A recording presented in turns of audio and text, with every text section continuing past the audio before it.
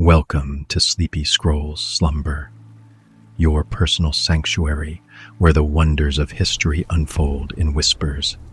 Close your eyes, let the parchment of time unroll, and drift into the amazing world of wonder where every story is a lullaby for the mind. Tonight, we begin. In the spring of 1945, as Soviet forces closed in on Berlin, a photograph captured an image that would haunt the world for generations. A 16-year-old boy named Hans-Georg Henke stood trembling before American troops, tears streaming down his face, wearing an oversized German uniform that swallowed his thin frame. Just days earlier, he had been sent to the front lines with a Panzerfaust anti-tank weapon and half a day of training. He was not alone. Tens of thousands of children just like him had been mobilized in the final desperate months of the Third Reich, thrown into combat against the most powerful armies the world had ever assembled. This was the culmination of a 12-year process that had transformed an entire generation of German youth into willing soldiers for Adolf Hitler's war machine. What began as camping trips and campfire songs had evolved, step by calculated step, into something far darker. The systematic militarization of childhood itself.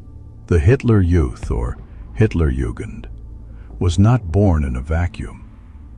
Germany had a long tradition of youth organizations dating back to the Wandervogel movement of the early 20th century. Groups that emphasized outdoor activities, physical fitness, and nationalist sentiment.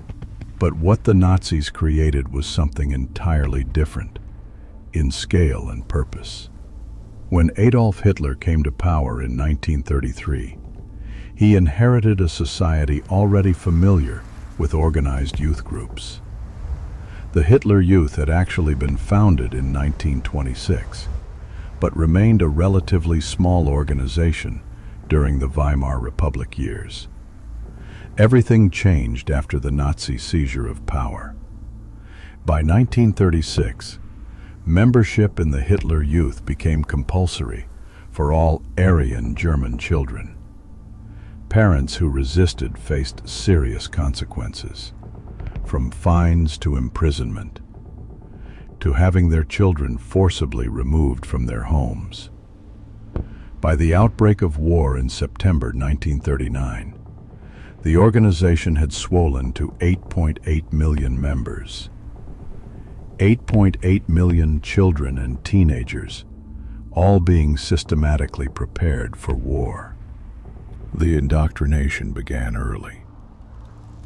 Boys as young as 6 could join the Pimpfei, or Little Fellows, where they learned Nazi ideology, alongside seemingly innocent activities like hiking and team sports. But even these early activities had a darker purpose. As one former Hitler Youth member, Jost Hermann, later recalled, even the singing of songs glorified death. Flag-raising ceremonies became memorial services for Hitler Youth who had died fighting communists in the late 1920s. The constant drumbeat of militarism, Hermann said, led boys to become quite dulled to the emotional excess of these rituals. At age 10, boys formally entered the Deutsches Jungvolk, the German young people, where the training intensified. At 14, they graduated to the Hitler Youth proper, and at 18, they were expected to join the Wehrmacht, the SS, or the labor service.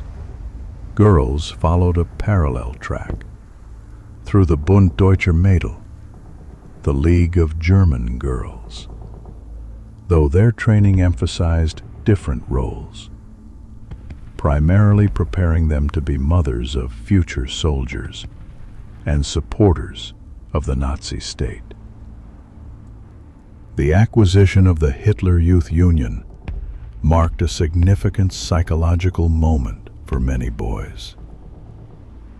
Dieter Steiner, who would later serve as a 13-year-old in the defense of Berlin, remembered the pride he felt when an older woman saw him in his new uniform and called him such a good-looking young soldier. Looking in the mirror, he thought, I am all grown up.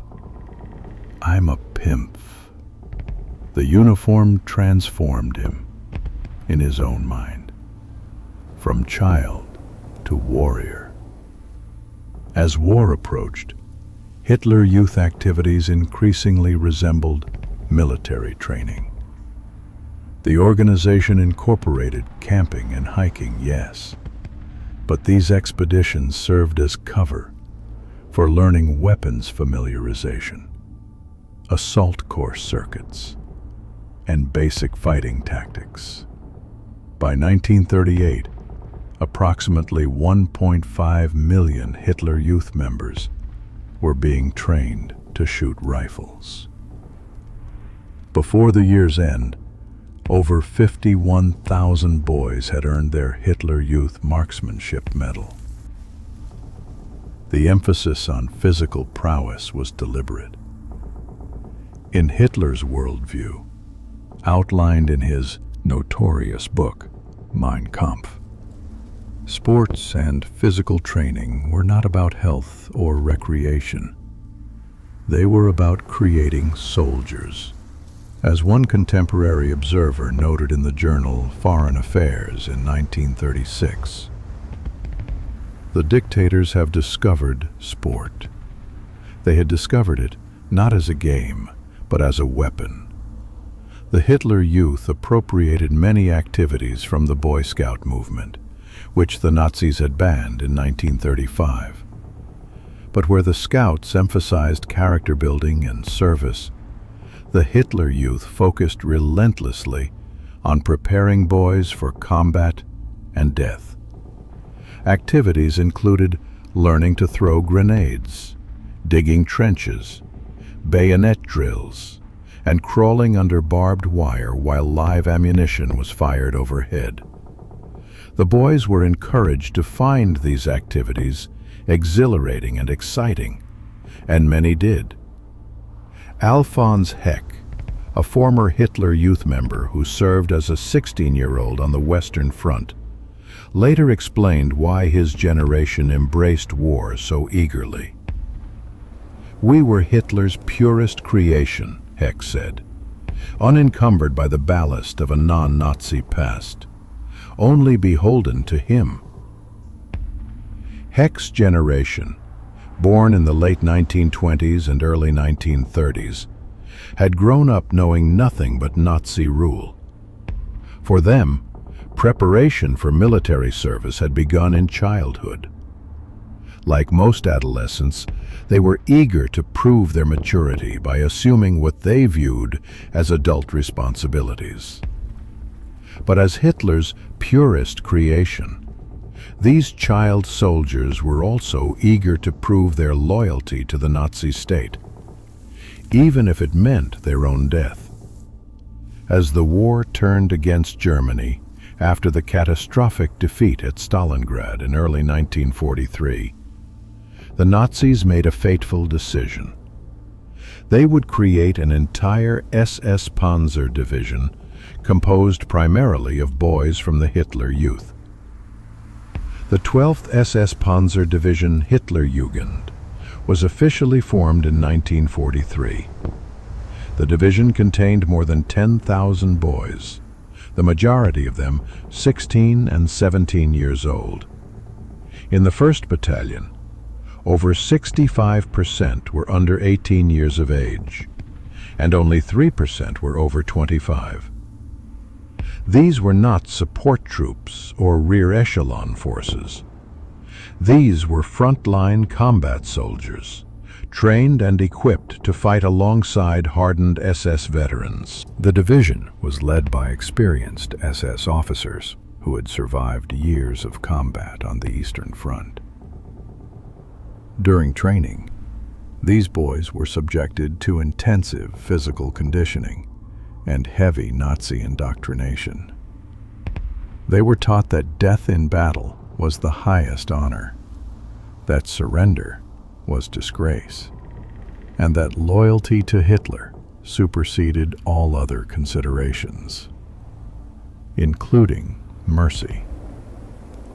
The 12th SS Panzer Division Hitlerjugend saw its first major action during the Battle of Normandy in June and July 1944. When Allied forces landed on the beaches of Normandy on D-Day, June 6th, these teenage soldiers were among the first German units to engage them. According to multiple historical accounts, the division fought with fanatical determination. They were among the fiercest and most effective German defenders in the battle. But they also committed numerous massacres of captured Allied soldiers and French civilians. The price they paid was staggering. In the Battle of Normandy, the division suffered 60% casualties. Most of those killed were teenagers. Boys who had been 15 and 16 when they joined were now dead, buried in French soil thousands of miles from their homes. But the carnage at Normandy was only the beginning.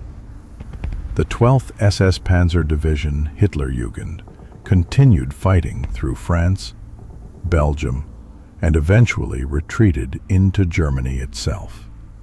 By the time the division reached the Battle of Berlin in April 1945, few of its original members remained alive. As 1944 turned into 1945, the situation for Nazi Germany became increasingly desperate. The Red Army was advancing from the east, having liberated Poland and pushed into German territory. Allied forces were driving through France toward the Rhine River. The Luftwaffe had been largely destroyed. German cities were being reduced to rubble by round-the-clock bombing. In this apocalyptic context, the Nazis made their most desperate gamble yet. In late 1944, they created the Volkssturm, the People's Storm, a last-ditch home defense force. The Volkssturm conscripted all males between the ages of 16 and 60 who were not already serving in the military. In practice, as desperation grew, boys as young as 12 were drafted. These children were given minimal training, often just a few hours or, at most, a few days. They were issued outdated weapons, sometimes just single-shot rifles left over from World War I, or crude anti-tank weapons like the Panzerfaust that required the operator to get dangerously close to enemy armor. Many had no weapons at all and were told to pick them up from fallen comrades. The story of 15-year-old Heinz Schütze from Leipzig epitomizes the tragedy of the Volkssturm. Heinz received exactly half a day of training with a Panzerfaust. He was then given an SS uniform and sent directly to the front lines. Half a day to learn how to fight against Soviet tanks manned by battle-hardened veterans who had fought their way from Stalingrad to Berlin. Huge numbers of underage boys were removed from schools in early 1945 and sent on what were essentially suicide missions. They were ordered to defend bridges, road junctions, and strong points against overwhelming Allied and Soviet forces. Those who tried to retreat or desert were often shot by SS execution squads or hanged from street lamps as examples to others. Marguerite Cohen, a ticket seller at a Berlin train station, witnessed the brutal reality of this policy. In the waning days of the war, as she walked home through the chaos of the collapsing city, she saw trucks burning, barricades, people not allowed into cellars, and a boy shot by the SS. The boy, she told her adolescent daughter, couldn't have been more than 14. He had been executed for deserting his military post. The Battle of Berlin in April and May 1945 represented the final, horrific chapter in the story of Germany's child soldiers. As Soviet forces encircled the city, thousands of Hitler Youth members were mobilized to defend the capital. Arthur Axmann, who had led the Hitler Youth since 1940, personally organized these boys into combat units. By this point, the Volkssturm was commonly drafting 12-year-old Hitler Youth members. General Helmut Weidling, the military commander of Berlin, ordered Axmann to disband the Hitler Youth combat formations. But in the confusion of the final days, this order was never carried out. The Hitler Youth formations became a major part of Berlin's last line of defense. They were reportedly among the fiercest fighters, battling Soviet troops in the rubble-strewn streets with the same fanaticism they had been taught since childhood. Many of these boys had never known life without Nazi rule. They had been told their entire lives that death in service to the Führer was the highest honor. Now, with the Reich collapsing around them, many seemed determined to make that ultimate sacrifice. The casualties were horrific. One youth brigade that defended a sector near the Reichstag suffered such devastating losses that only 2 members survived. 2 out of an entire brigade. On March 20th, 1945, in one of the war's most grotesque spectacles, Adolf Hitler emerged from his bunker to decorate his last group of boy soldiers. A photographer captured the scene. Hitler, visibly aged and trembling, pinning medals on children who looked barely old enough for middle school. One boy was just 12 years old. Days later, many of these decorated children would be dead. Behind the overwhelming statistics, individual stories illuminate the human tragedy of Germany's child soldiers. Alfred Zeck was born on October 12, 1932, in Upper Silesia. As was mandatory, he was enrolled in the Deutsches Jungvolk. In early 1945, when Alfred was just 12 years old, his village came under attack by advancing Soviet forces. During the assault, young Alfred witnessed German soldiers being injured by mortar fire. Without hesitation, he used his father's farm cart to retrieve them, making 2 dangerous trips under fire to bring a dozen wounded men to his family's home. Several days later, a German general appeared at the farm and asked Alfred's parents to send the boy to Berlin for an audience with Adolf Hitler. On February 9, 1945, 12-year-old Alfred Zeck received the Iron Cross Second Class from the Führer himself. He was one of the youngest recipients of this decoration in German military history. But what sounds like a story of heroism is, in reality, a story of exploitation. Alfred was 12 years old. He should have been playing with toys, not pulling wounded soldiers from a battlefield. The medal around his neck represented not honor, but the complete moral bankruptcy of a regime that would militarize children to save itself. Hans-Georg Henke's story ended differently. The 16-year-old anti-aircraft gunner, whose tearful surrender was captured on camera, had been sent to serve near Magdeburg because of insubordination in the workplace. His crime? Probably nothing more than the normal defiance of an adolescent who didn't want to work 16-hour shifts in a factory. For this, he was sent to die. When American forces captured him in April 1945, he broke down completely, the false bravado of his Hitler Youth training shattered by the reality of war. Dieter Steiner's experience illustrates the psychological journey many of these boys underwent. Steiner, who served at age 13 in Berlin's defense, had once gloried in his Hitler Youth uniform, believing it made him a man. By the time Soviet forces reached his position, the reality was far different from the adventure he had imagined. The city was burning. Friends were dying. The adult soldiers he had idolized were often more terrified than he was. In 1945, there were numerous documented incidents of Hitler Youth members participating in war crimes. They shot prisoners of war. They participated in executions of civilians. They committed atrocities that violated even the limited laws of war that existed at the time. The question of culpability for these crimes remains complex and troubling. Two 15-year-old former Hitler Youth members were convicted by Allied authorities of violating the laws of war after being involved in the shooting of a prisoner.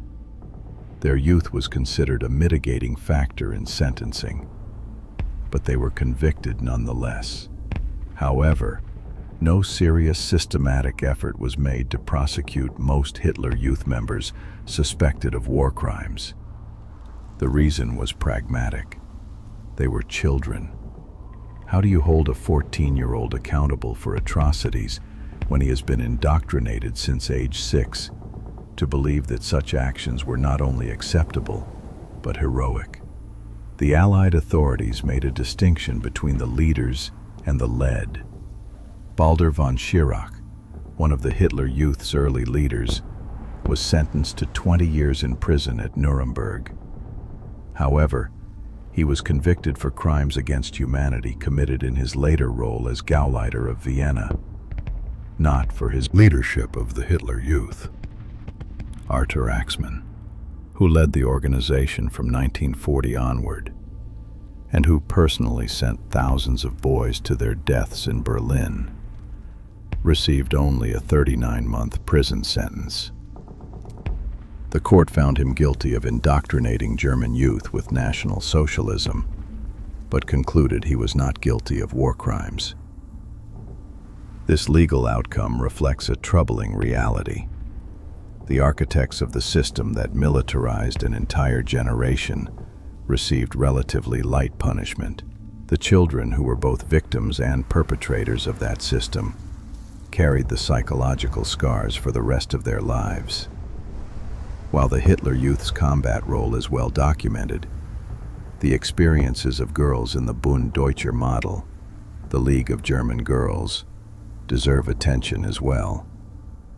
Girls were involved in Hitler Youth operations, though in more limited capacities, and generally avoiding direct armed conflict. The primary role emphasized for girls was producing healthy, racially pure baby boys for the future Reich.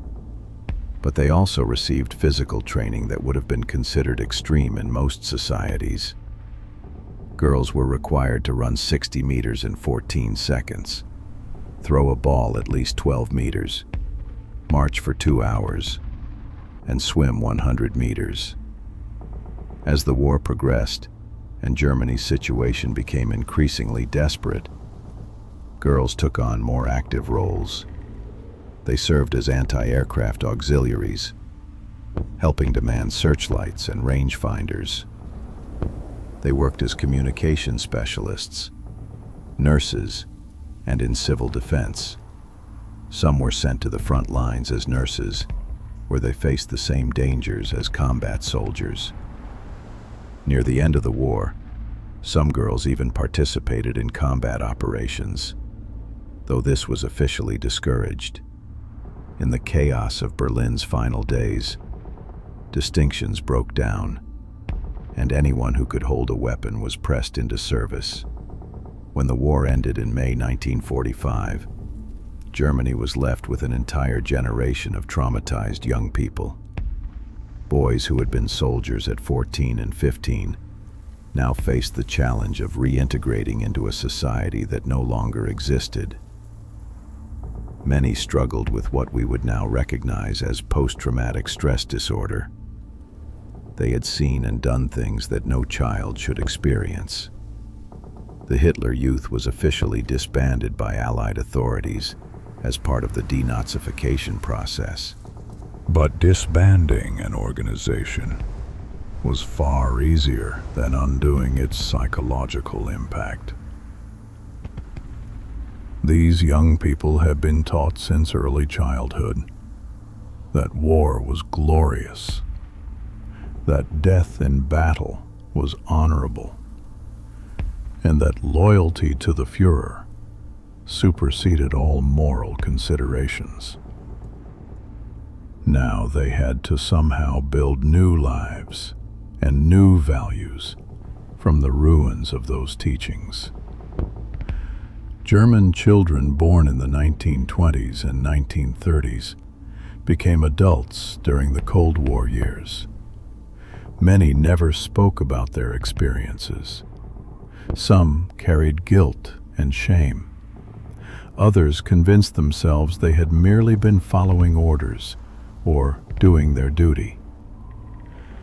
The process of coming to terms with their role, however involuntary, in one of history's greatest crimes, would take decades.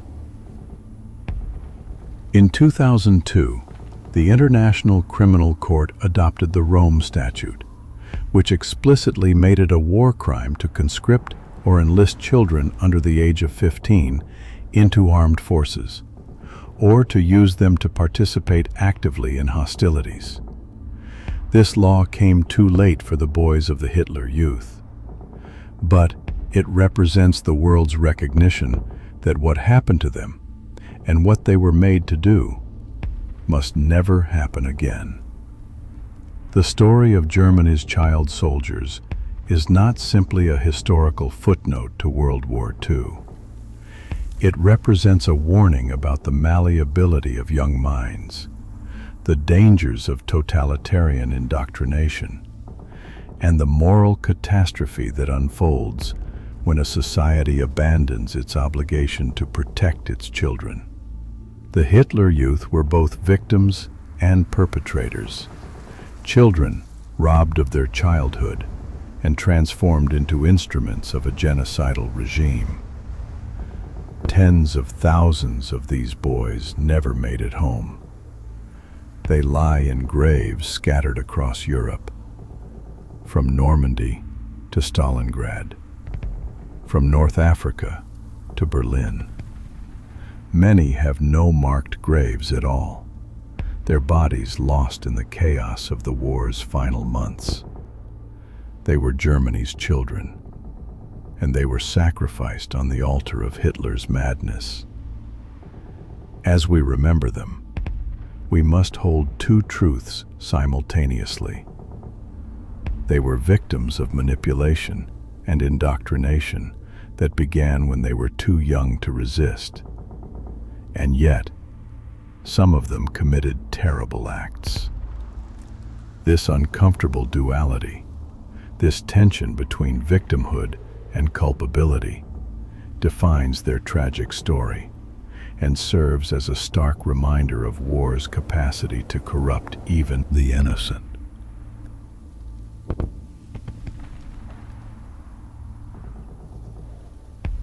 Sons of the Regiment, the Soviet Union's child warriors. In November 1942, during the brutal Battle of Stalingrad, heavy artillery fire caused a dugout to collapse, burying a Soviet commander alive beneath tons of earth and debris. As German shells continued to rain down on the position, A small figure emerged from a nearby shelter and began frantically digging at the rubble with his bare hands. His hands bled as he clawed at the earth, but when he realized he couldn't free the trapped commander alone, he ran through the artillery barrage to fetch help. Together with other soldiers, they dug the commander out, saving his life. The Soviet military awarded the rescuer the Medal for Battle Merit. His name was Sergei Aleshkov. He was 6 years old. The story of children in the Soviet armed forces during World War II is fundamentally different from that of Germany's Hitler Youth, where the Nazis systematically militarized an entire generation through years of indoctrination. The Soviet Union's child soldiers were more often products of chaos, desperation, and catastrophic loss. They were orphans adopted by military units. They were teenagers who lied about their age to avenge murdered families. They were children separated from parents in the fog of war who found that survival meant joining the Red Army. The Soviet experience was apocalyptic. 1,700 towns and 70,000 villages burned to the ground. 32,000 factories destroyed. 27 million deaths, 2/3 of whom were civilians. The war proved to be an existential conflict in which people fought for their very right to live against an ideology determined to either eradicate or enslave them. In this context of total war and genocide, children could not remain on the sidelines. Their lives depended on fighting back. The tradition of Sons of the Regiment had roots stretching back to the Tsarist army and continued in various forms through Russian military history. In earlier eras, when military families faced destitution after a father's death, boys were sometimes informally adopted by military units, given small uniforms, and raised within the regiment. They performed odd jobs, served as mascots, and learned military life from childhood. During World War II, this tradition took on new and desperate significance. The term Syn Polka in Russian, meaning son of the regiment, became affectionately applied to children who were unofficially absorbed into Red Army units. In the Soviet Navy, they were called yunga, or cabin boys, and there were many among the children of killed sailors. These children were not officially mobilized. The Soviet government never intended for children to fight in the Red Army. The official enlistment age was 18, though some managed to enlist at 17. But a combination of effective propaganda, massive social disruption, family annihilation, and sheer chaos saw significant numbers of children don Red Army uniforms. For the most part, sons of the regiment performed household duties at the front. They were not always included on a military unit's official personnel list, but when they were, they could be issued an allowance, a uniform, and sometimes even a weapon. Many served as messengers, ammunition carriers, and assistants to officers. But as we shall see, some found their way into direct combat roles, becoming snipers, scouts, and even pilots. Estimates suggest that as many as 25,000 children served in military units during the war. But the true number will never be known. Many were never recorded. Many died without anyone knowing their names or ages. Sergei Aleshkov's story represents both the horror of the Nazi invasion and the resilience of the human spirit. Born sometime between 1934 and 1936 in the village of Grin in Kaluga Oblast, young Sergei, known affectionately as Seryoza, lived with his mother and brothers during the early years of the war. In 1941, German forces occupied the area. The villagers of Grin had been helping Soviet partisans, and when German officers discovered this collaboration, their response was swift and merciless. They executed many of the village's inhabitants. 6-year-old Seryoza was forced to watch as German soldiers executed his mother and his 10-year-old brother Petya. The traumatized child fled into the forest, where he somehow survived alone for weeks, perhaps months. By the time Soviet scouts from the 142nd Guards Rifle Regiment discovered him during fighting near Kozelsk in August 1942, Seryoza was extremely thin and emaciated. He could not walk properly. He could not speak. He could not even remember how long he had spent in the forest alone.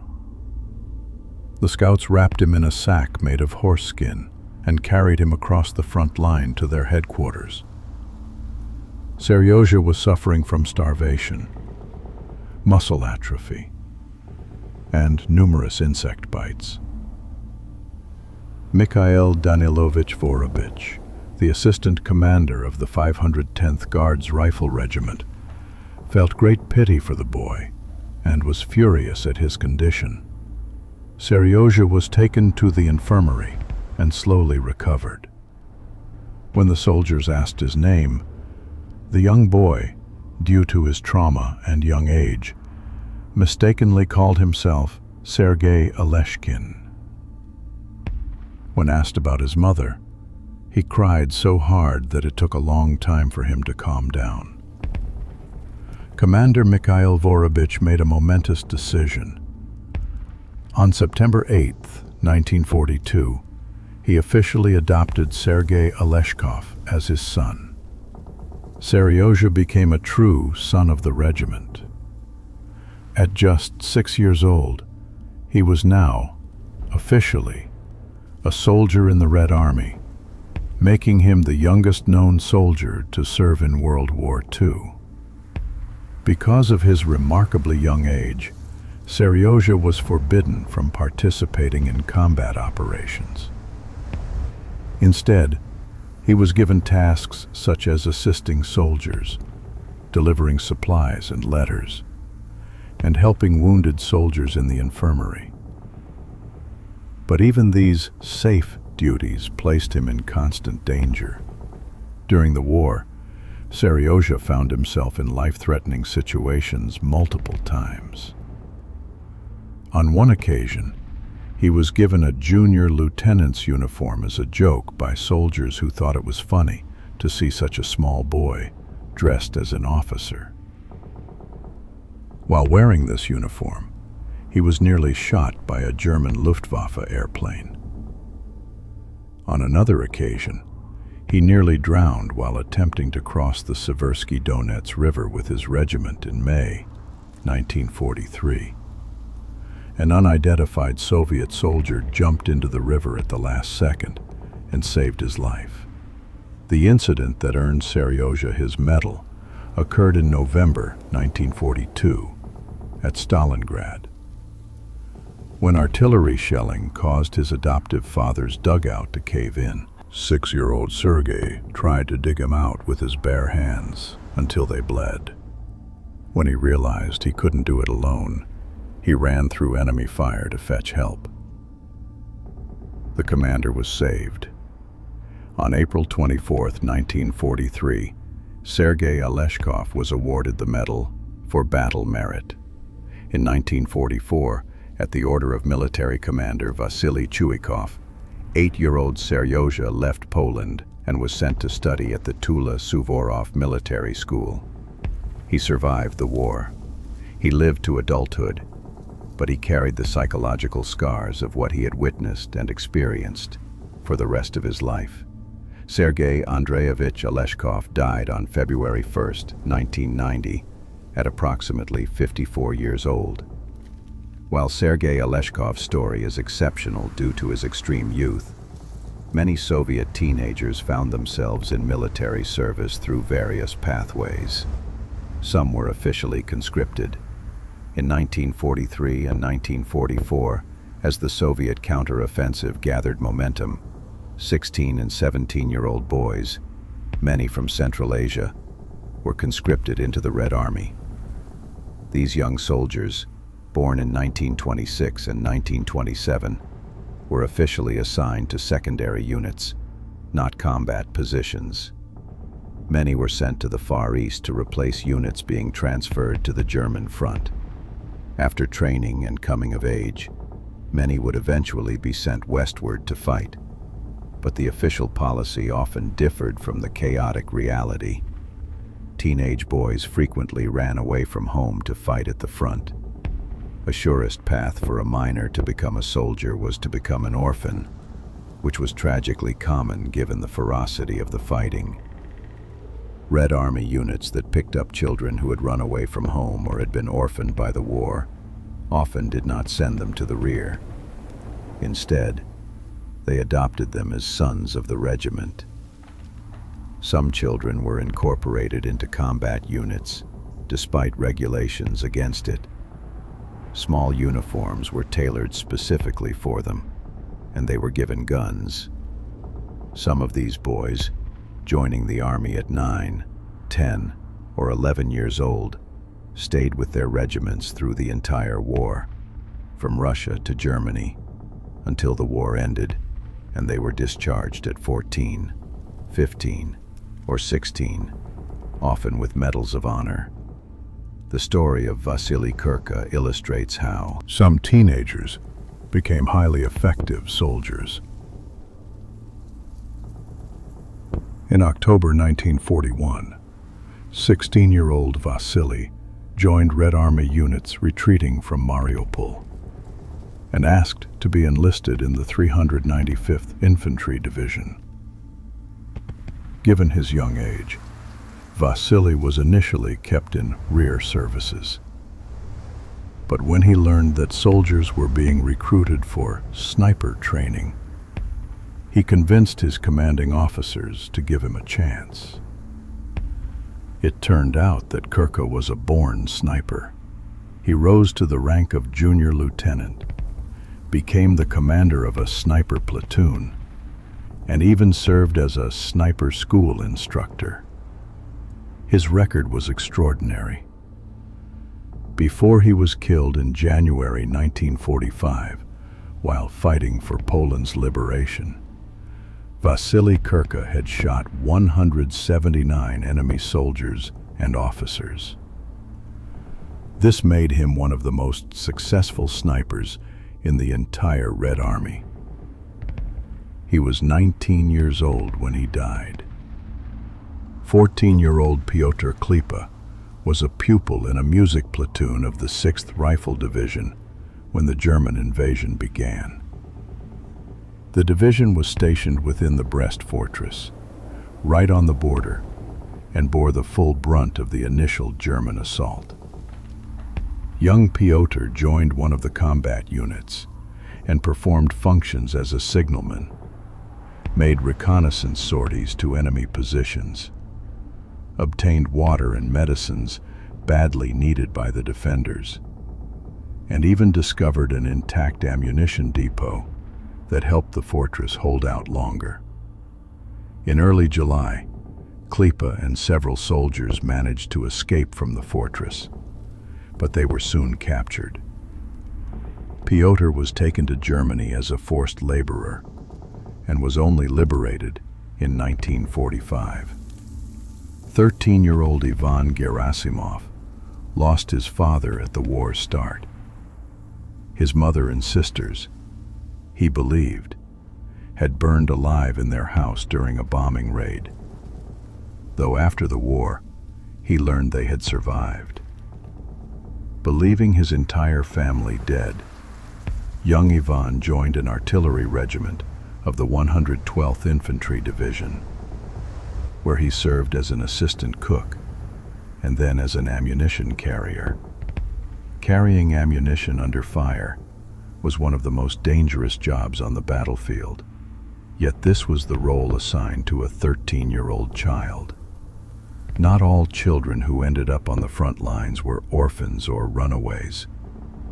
Sometimes parents going to the front took their children with them. In April 1943, 14-year-old Arkady Kamanin Joined the 5th Assault Aviation Corps, commanded by his father. Arkady became a pilot, flying over 400 combat sorties during the war. A 14-year-old flying combat missions. Let that sink in for a moment. The partisan movement represented another major avenue through which Soviet youth participated in the war.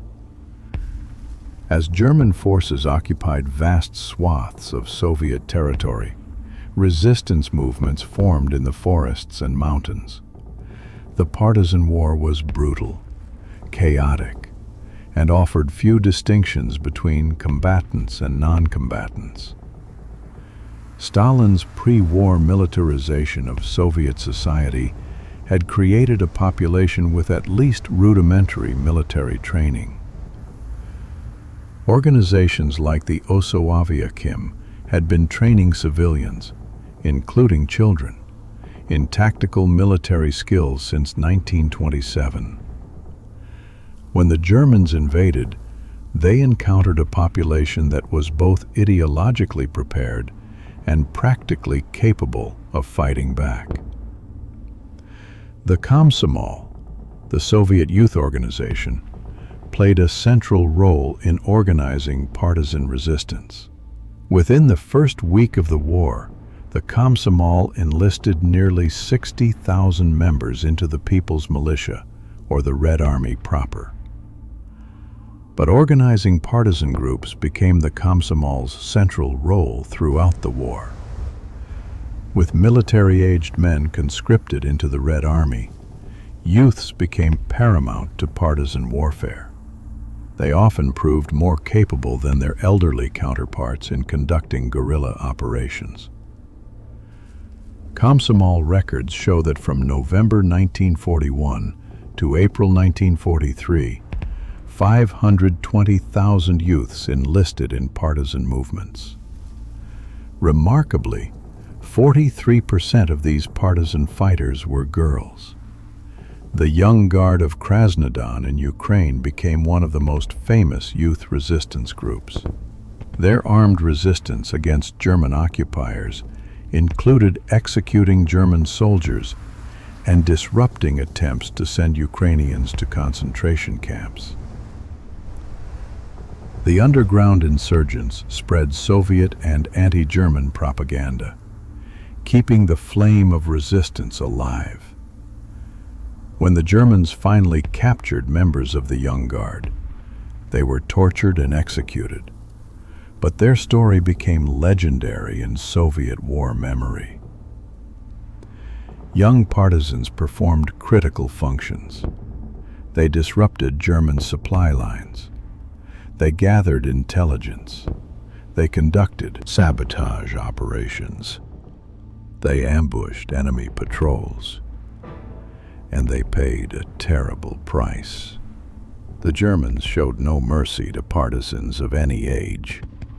Captured partisan fighters, including children, were typically tortured for information and then executed. The role of girls in partisan movements deserves particular emphasis. Unlike in most other armies of World War II, Soviet women and girls served in direct combat roles. They served as snipers, tank drivers, fighter pilots, and partisan fighters. In the partisan movement, girls worked as scouts, intelligence gatherers, nurses, and combatants. They faced the same dangers as their male counterparts and often displayed extraordinary courage. The understanding why Soviet children fought requires grappling with complex and often contradictory motivations.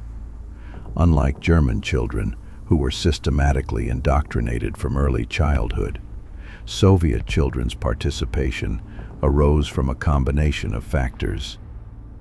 For some, particularly orphans like Sergei Oleshkov.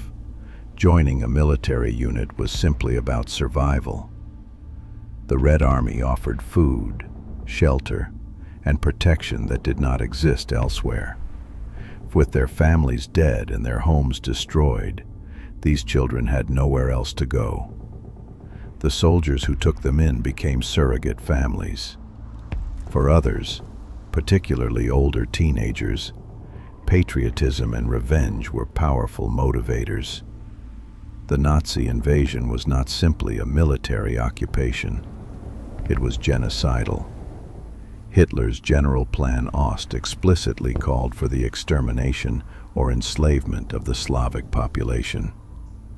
German forces committed widespread atrocities against civilians, including women and children.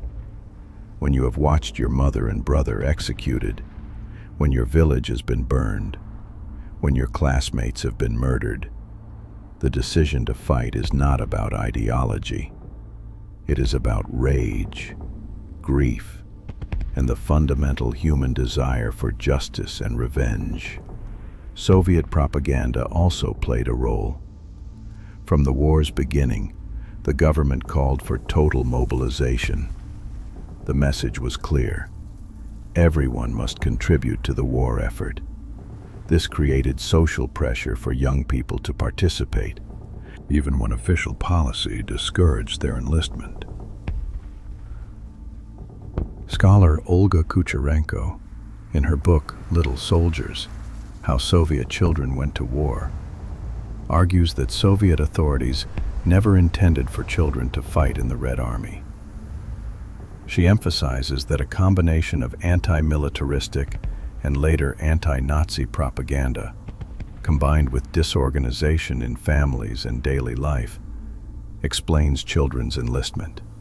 Enlistment through ideological conviction and enlistment for survival were mixed together in the history of young fighters. However, as the war progressed, the Soviet attitude became increasingly ambiguous. While officially refusing to enlist children, authorities simultaneously encouraged them to acquire military skills to be ready for combat. This ambiguous approach gave rise to a generation of idealistic and often fanatical young people who wished to take up arms alongside adults to defend their country. The conditions faced by child soldiers in the Red Army varied enormously depending on their unit, their role, and the phase of the war. Sons of the regiment who were officially adopted by units and kept in rear areas might have relatively safe lives, performing messenger duties and helping with logistics. But those who ended up in combat units faced the full horror of the Eastern Front. The Eastern Front was arguably the most brutal theater of World War II. At the height of the Battle of Stalingrad, the life expectancy of a soldier in the front line was just 24 hours. The life expectancy of an entire air squadron was 1 week. Let that sink in.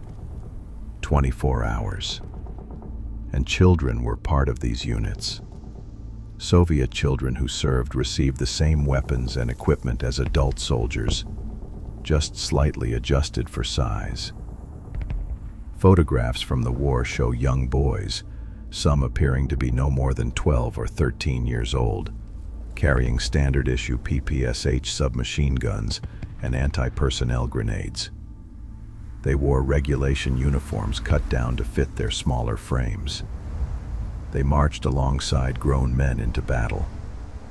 The treatment these children received from adult soldiers appears to have been generally protective and affectionate.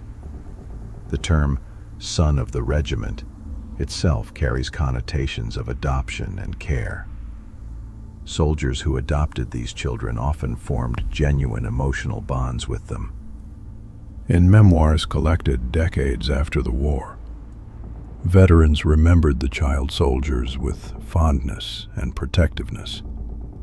However, we must be cautious about accepting these memories uncritically. As Kucherenko notes, first-hand accounts collected half a century after the events are reconstructions of childhood memories by adults who lived through Soviet adulthood. Memoirs published in Soviet times may have been reworked according to Soviet remembrance policy. The image of the adult Soviet soldier in these childhood memories is consistently portrayed as good, paternal, honest, and protective, which exactly matches the archetypal Red Army soldier of Soviet propaganda. What is less often discussed is the psychological toll on these children. They witnessed unspeakable horrors. They saw friends and surrogate fathers killed. They lived in constant fear. They experienced the squalor and terror of combat. Many suffered from what we would now recognize as severe post-traumatic stress disorder. Determining the exact number of Soviet child soldiers is impossible. Record-keeping during the war was often haphazard, particularly regarding unofficial adoptions of children by military units. Many sons of the regiment were never officially registered. They simply appeared in photographs and memories. Current estimates suggest at least 25,000 children served in Red Army units during the war. But this number almost certainly represents a significant undercount. It does not include the 520,000 youths who enlisted in partisan movements between November 1941 and April 1943. It does not include children who served briefly before being killed or sent to the rear. It does not include the countless children who performed war work in factories, on farms, and in civil defense. The casualty figures are even more uncertain. How many of these child soldiers died? We will never know. Their deaths were often recorded simply as Red Army losses, without distinguishing their age. In the chaos of the Eastern Front, many disappeared without a trace. They have no known graves. They are simply among the missing. The fate of child soldiers after the war varied considerably. Some, like Sergei Aleshkov, were sent to military schools to complete their education.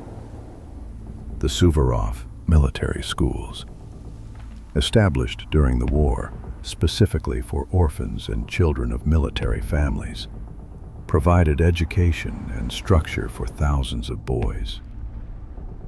Others returned to whatever remained of their civilian lives. But reintegration was often difficult or impossible. They had missed years of schooling. They had been traumatized by experiences no child should endure. They struggled with nightmares, anxiety, and survivor's guilt. The Soviet state, while it honored veterans publicly, provided limited mental health support. The concept of post-traumatic stress disorder was poorly understood. Veterans, including child veterans, were expected to simply move forward and help rebuild the country. Many struggled in silence. Disabled veterans, of whom there were millions, were poorly treated. Many were reduced to begging. Women veterans often found themselves misunderstood and ostracized. They had experienced the same horrors as male soldiers, but were often expected to simply return to traditional roles. Disfigured and disabled women veterans faced particular discrimination. Former prisoners of war were regarded with suspicion and shame, regardless of age. Unlike in Western armies, where returning POWs were treated as heroes, Soviet POWs were treated as potential traitors who had surrendered rather than fighting to the death. Young people who had been captured and survived German camps faced interrogation and stigma rather than support. In Soviet and later Russian memory, the role of child soldiers has been commemorated but often romanticized. The image of the brave young partisan, or the heroic son of the regiment, became part of the great patriotic war mythology. Books, films, and monuments celebrated their courage while minimizing the horror of children in combat. The novel Son of the Regiment by Valentin Katayev, published in 1944, created an idealized image of the child soldier that shaped Soviet culture for generations. It told the story of a young orphan adopted by an artillery unit. While based on real experiences, the novel emphasized adventure and heroism over trauma and loss. As the Soviet Union dissolved and Russia emerged, more critical examinations became possible. Survivors began to speak more openly about the fear and trauma alongside the courage. Historians gained access to archives that revealed more complex truths. But the tension remains between honoring sacrifice and confronting the reality that children should never have been put in such positions. The monument, the boy with a canteen in Volgograd, formerly Stalingrad, depicts a young boy bringing water to soldiers. It commemorates the countless children who supported the defenders of that city, but it also serves as a reminder of the cost, the enormous human cost of a war that consumed even its children. The Soviet experience of child soldiers differs fundamentally from the German case in one crucial respect: context. German children were systematically prepared for war through years of ideological indoctrination as part of an aggressive war of conquest. Soviet children, by contrast, found themselves fighting for their very survival against an enemy bent on their annihilation. This does not make their suffering less tragic. If anything, it makes it more so. They had no choice. They fought because the alternative was death or slavery. Hitler's defeat was hard fought. The young partisans and soldiers who contributed to that victory remind us of the monumental extent of Soviet socio-cultural mobilization during the war. The role of children in the conflict highlights the totality of the Soviet war experience. Civilians, women, children, the elderly, no one was spared from the horrors of combat. When facing an enemy determined to exterminate your entire people, as historian Richard Overy notes, they were left with little choice but to fight and win, or die in the attempt. Iron and Blood: Japan's Youth in the Battle of Okinawa. On the morning of April 19, 1945, 14-year-old Kiyomasa Hamasaki stood with his classmates as their school principal addressed them. "As a Japanese citizen, as a child of the emperor," the principal declared, "I will do my best for the emperor." Young Kiyomasa felt pride surge through him. He was a militaristic boy who believed that giving his life for the country was the highest honor. He had been taught since early childhood that he was a baby of the emperor, and he felt no discomfort at all with what was being asked of him.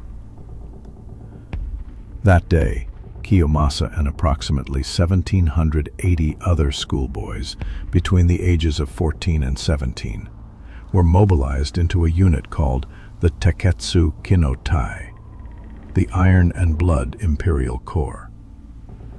They were placed under the control of the 32nd Army Headquarters and sent to defend Okinawa against the largest amphibious assault in the Pacific War. Within 3 months, more than half of them would be dead.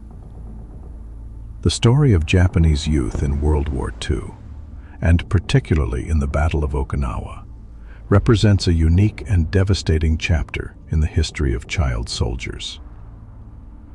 Unlike the German Hitler Youth with its years of preparation, or the Soviet sons of the regiment, who were often orphans seeking survival, Japan's child soldiers were created suddenly and desperately in the war's final year. They were students forcibly mobilized through ordinances that bypassed Japanese law. They were given minimal training and sent into a battle that military historians would later describe as one of the most vicious struggles in human history. For the first several years of the Pacific War, Japan did not systematically employ child soldiers. The Japanese military, like most armed forces, relied on adult conscripts and volunteers. School-age boys received military drill as part of their physical education classes, and the culture emphasized martial values. But children remained in schools, not trenches. This began to change after the Battle of the Philippine Sea in June 1944, which devastated Japanese naval aviation, and the fall of the Mariana Islands in July 1944, which brought American B-29 bombers within range of the Japanese home islands. As the war situation deteriorated, Japanese authorities began drafting older teenagers who had previously received student deferments. But it was Okinawa that marked the full descent into employing child soldiers. Okinawa held strategic importance for both sides. For the Americans, the island provided a staging point for the planned invasion of Japan's main islands, just 340 miles away. For the Japanese, Okinawa was the last major defensive position before the sacred home islands themselves. It was expendable, a sutei-ishi, a sacrificial stone in the game of Go, cast away in a desperate attempt to delay the inevitable and inflict maximum casualties on the Americans. The Japanese 32nd Army, commanded by General Mitsuru Ushijima, had over 115,000 men to defend Okinawa.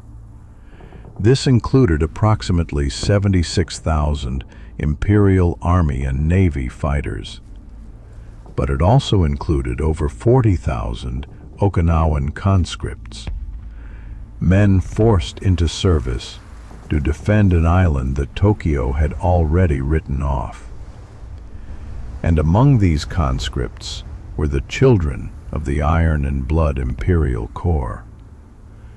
The mobilization of Okinawan schoolboys was conducted through an ordinance of the Ministry of the Army, not through law. This distinction is crucial.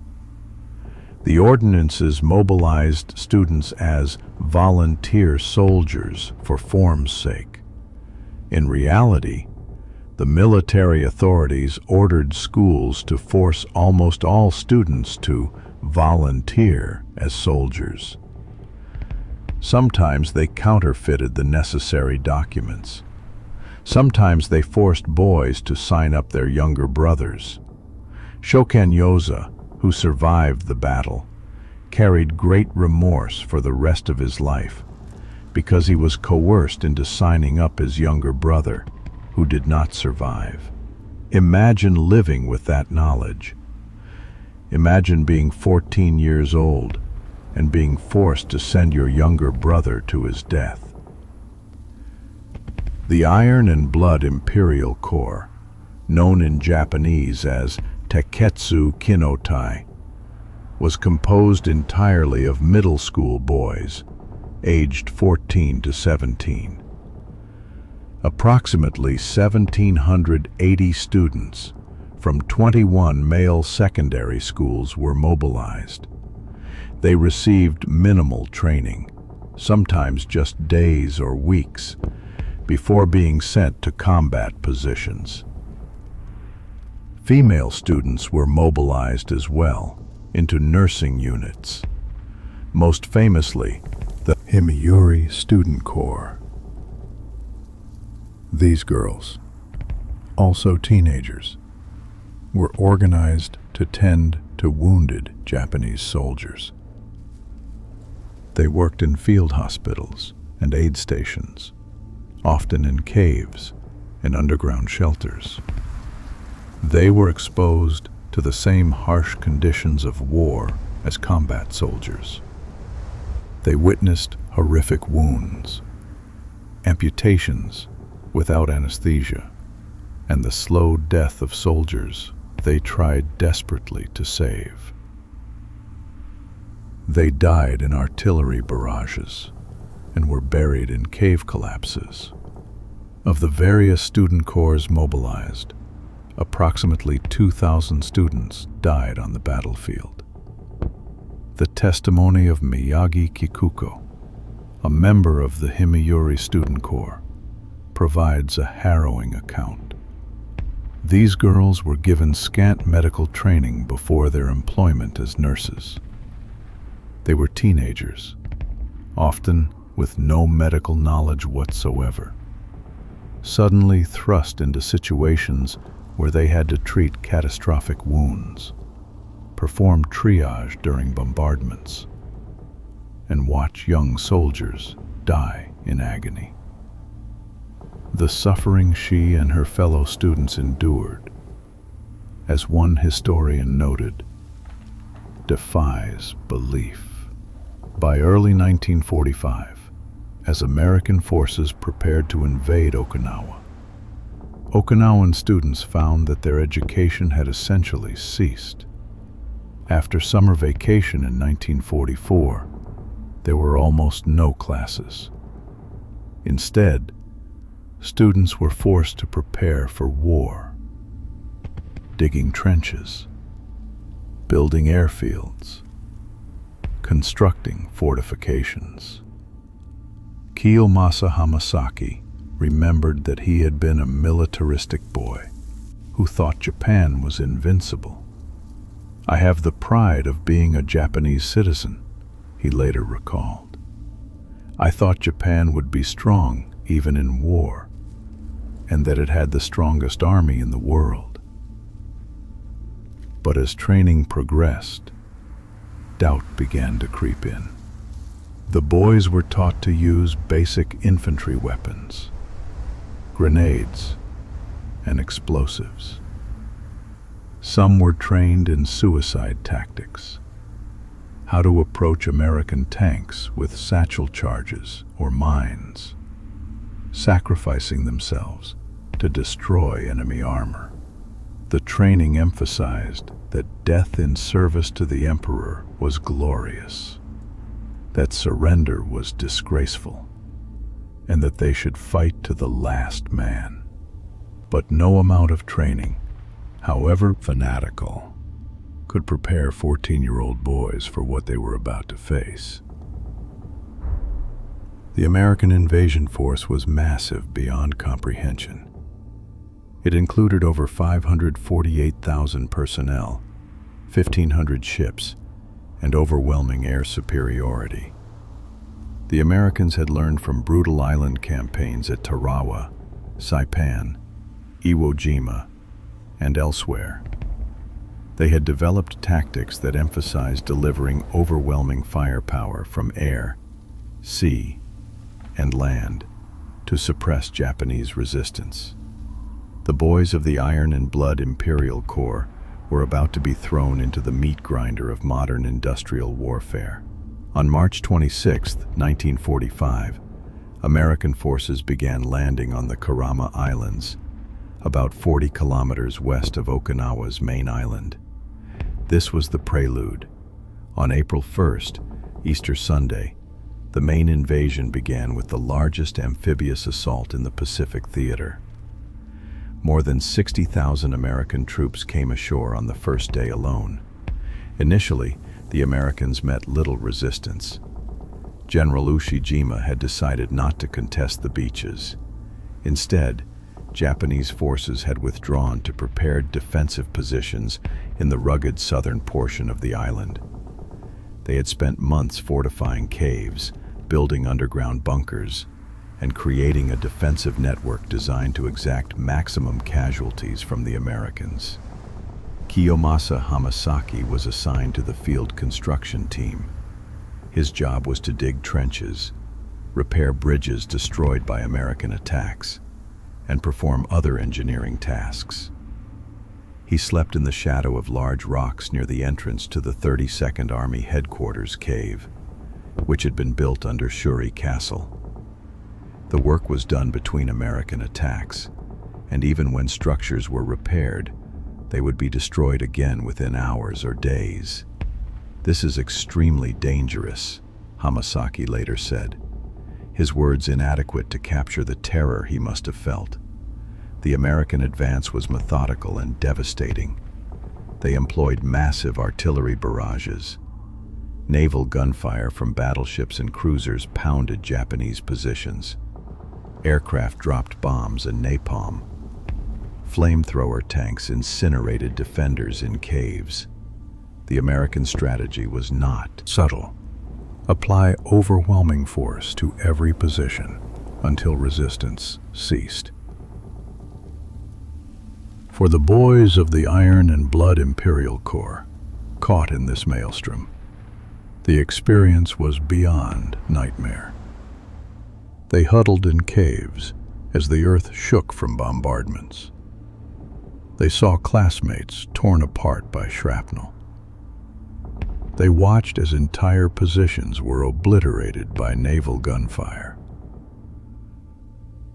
The reality of war shattered every romantic notion they had been taught. As the American forces ground forward, Japanese tactics evolved. Unable to stop the Americans in conventional combat, Japanese forces, including the student soldiers, engaged in guerrilla warfare. They emerged from caves at night to conduct raids. They set up ambush positions. They employed suicide tactics, rushing American tanks with explosives strapped to their bodies or tied to poles. Many members of the Iron and Blood Imperial Corps were killed in these suicide attacks. 14 and 15-year-old boys, told that their deaths would save the Empire, ran at American tanks in broad daylight.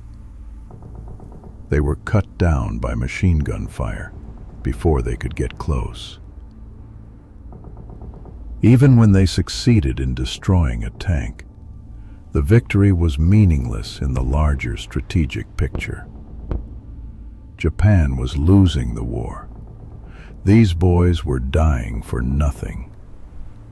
The historical novel Typhoon of Steel by Yoshimura Akira, based on real events, follows 14-year-old Higa Shinichi through the Battle of Okinawa. In one powerful passage, Shinichi encounters a wounded Japanese soldier who is terrified of the incoming American artillery. The soldier grabs onto the boy for support. Shinichi feels contempt for this coward. He had been in the student corps for less than 2 months, but he felt no fear of the enemy, and neither did the other boys around him. This passage reveals something disturbing about the indoctrination these children received. They had been taught so thoroughly that death was glorious, that they literally had more contempt for adult soldiers who showed normal human fear than they had fear of their own mortality. 14-year-old boys, convinced they were immortal, or at least that death was preferable to the shame of survival. By late May, the Japanese position at Shuri Castle had become untenable. The 32nd Army Headquarters made the decision to withdraw to the southern part of the main island, where many Okinawan civilians had already evacuated. This decision would result in catastrophic civilian casualties. The Japanese military's plan was to develop a protracted battle in the south to buy time until the anticipated mainland defense. Even though this meant fighting in areas dense with civilian population, Kiyomasa Hamasaki and his fellow members of the Iron and Blood Imperial Corps participated in this retreat. It was a nightmare journey through American artillery fire and air attacks. On one day during the retreat, senior students and classmates who were outside the ditch where Hamasaki and others were hiding were killed by an American military attack. There was a thud, Hamasaki later recalled, and 3 or 4 people outside died. The randomness of death in modern warfare is difficult for the human mind to process. Your classmate steps outside the shelter. There's an explosion. He's dead. You're alive. Why? There's no reason, no logic, just the arbitrary mathematics of high explosives and fragmentation. The retreat south proved devastating for Okinawan civilians as well as soldiers. The Japanese military commandeered caves and shelters from civilians, forcing them out into the open, where they were killed by American fire. Japanese troops executed civilians suspected of spying or attempting to surrender. Okinawan civilians found themselves attacked by tigers at the front gate and wolves at the back, as one survivor put it. They were trapped between the American military and the Japanese military, both of which treated them as expendable. By mid-June 1945, organized Japanese resistance was collapsing. On June 19th, suddenly and without explanation, a dissolution order was issued to the Iron and Blood Imperial Corps. The boys, who had been told for months that death in battle was their highest purpose, were now told to simply disperse. 4 days later, on June 23rd, General Ushijima committed suicide in a cave in Mabuni. This date is considered the end of organized fighting by the Japanese forces. But the dissolution order created a terrible dilemma for the boys. They had been taught that surrender was shameful. They had been told that Americans would torture and kill prisoners. Yet now they were being ordered to leave their units and survive if they could. Kiyomasa Hamasaki spent an entire day thinking about whether to become a prisoner of war or die. Finally, he decided to surrender and was captured by American soldiers. His survival was due to a decision that went against everything he had been taught for years. Many of his classmates made different choices. Some committed suicide rather than face capture. Some continued fighting until they were killed. Some simply disappeared into the chaos and were never accounted for. Of the approximately 1,776 students mobilized for the Iron and Blood Imperial Corps, including Communication Corps members, 868 lost their lives. That's more than 50% casualties. More than half of these boys, children really, were killed in 3 months of fighting. The overall Battle of Okinawa casualties were staggering. Over 200,000 people died in 3 months of ground fighting. More than half, over 120,000, were Okinawan civilians. The decision to move the Japanese headquarters to the southern part of the prefecture, where civilians had evacuated, directly contributed to this enormous civilian death toll. The few survivors of the Iron and Blood Imperial Corps carried psychological scars for the rest of their lives. Kiyomasa Hamasaki, interviewed in 2022 at age 92, spoke about how watching news coverage of Russia's invasion of Ukraine triggered memories that had haunted him for 77 years. killing each other, he said. The same people are killing each other and getting killed like that. The trauma these boys experienced was profound and lasting. They had witnessed the deaths of friends and classmates. They had lived under constant bombardment. They had seen wounds and suffering beyond imagination. Many survivors struggled with guilt. Why did they survive when their friends died? What meaning could they make of their survival when so many had perished? Masahide Ota, another survivor who had been 19 years old when conscripted into the Iron and Blood Imperial Corps, later became a historian and politician. He wrote extensively about the Battle of Okinawa, describing how more than half of his schoolmates were killed. Their deaths, he wrote, were more like those of worms than humans. A devastating description of how industrial warfare dehumanizes its victims. Ota's later research revealed disturbing details about Japanese conduct during the battle.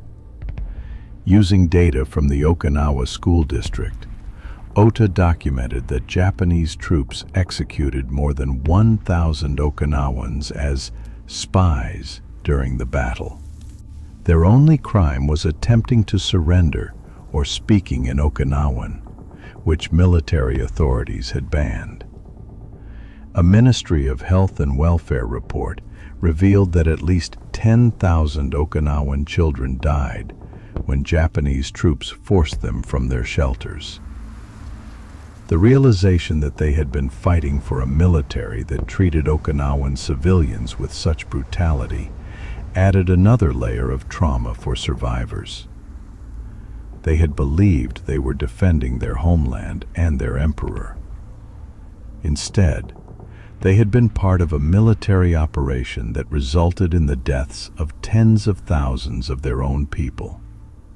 Historical accounts of the Battle of Okinawa consistently note a striking difference in how American and Japanese forces treated Okinawan civilians and prisoners. The Japanese military, as documented extensively, committed widespread atrocities against Okinawan civilians. They forced civilians from shelters. They executed suspected spies. They compelled civilians to commit suicide rather than surrender, telling them that Americans would torture and rape them. They killed their own wounded soldiers when they could not be evacuated. They used civilians as human shields for tanks. By contrast, American treatment of Okinawan civilians and prisoners, while certainly not perfect, was notably more humane. Okinawan survivors later reported being often surprised at the comparatively humane treatment they received from the American enemy. One account notes that Americans did not pursue a policy of torture, rape, and murder of civilians, as Japanese military officials had warned. American Military Intelligence Corps combat translators, such as Teruto Tsubota, actively worked to convince civilians not to commit suicide. When civilians emerged from hiding, they were generally given food, medical care, and protection. This humane treatment stood in stark contrast to the propaganda they had been fed by Japanese authorities. For the boy soldiers of the Iron and Blood Imperial Corps, this contrast was deeply confusing. They had been taught that Americans were monsters. They had been told that surrender meant torture and death. Yet when they did surrender, they often found themselves treated with surprising compassion. Young prisoners were frequently simply told to remove their uniforms and go home. A famous photograph from the Battle of Berlin shows child soldiers captured by Allied forces, but similar scenes occurred in Okinawa. American soldiers often recognized these fighters as children and treated them accordingly. They were given food. They were processed through prisoner-of-war systems, but often released quickly. The disconnect between what they had been taught to expect and the reality they experienced must have been profound.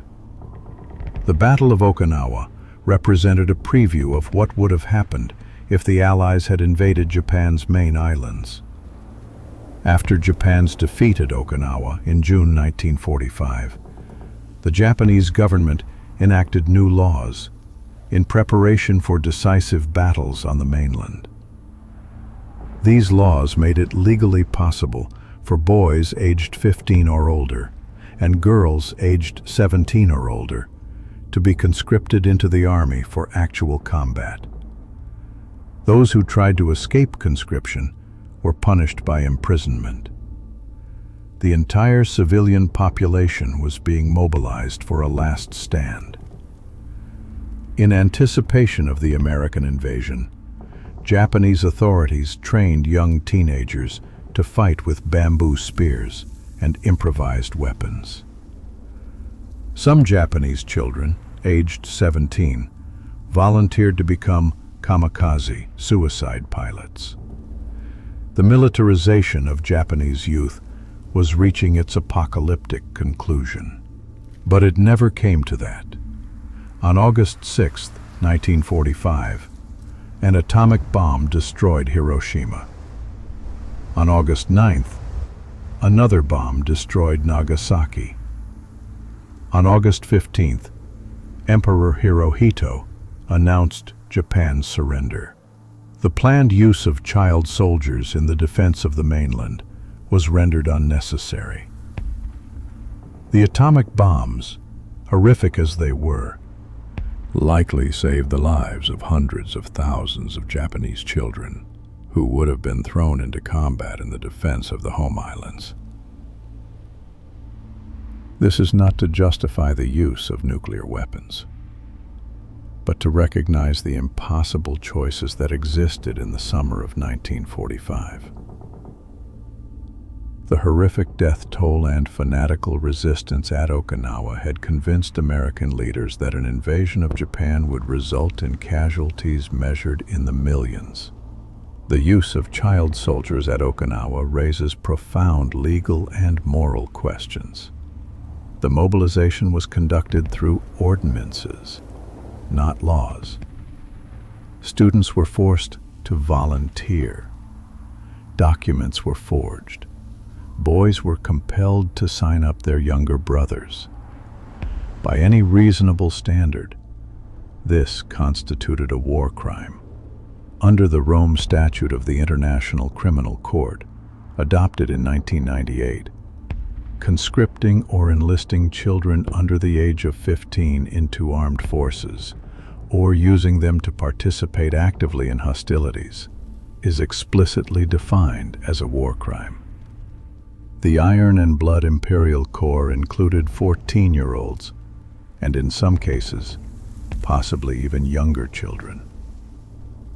But no Japanese officials were prosecuted specifically for the use of child soldiers at Okinawa.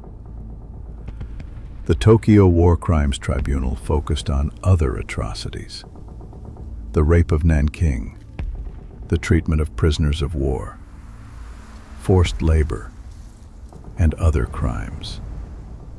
The mobilization of children, while clearly a violation of basic human rights, was not a primary focus of prosecution. This raises uncomfortable questions about accountability. The school principals who pressured students to volunteer, the military officers who ordered children into combat, the politicians who authorized the ordinances. None faced justice specifically for their role in sending children to die at Okinawa. The survivors themselves were left to process their experiences largely alone. Unlike in some countries where child soldiers received specialized support, Japanese survivors of the Iron and Blood Imperial Corps were simply expected to reintegrate into society and move forward. The psychological support they needed was not available. The recognition of what had been done to them was incomplete. Okinawa has worked harder than perhaps any place on Earth to preserve the memory of its civilian suffering during World War II. The Okinawa Prefectural Peace Memorial Museum maintains the Cornerstone of Peace Monument, which lists the names of everyone who died in the Battle of Okinawa. As of 2023, the monument lists 242,046 names, including 149,634 Okinawans. Among those names are the 868 members of the Iron and Blood Imperial Corps who died in the battle.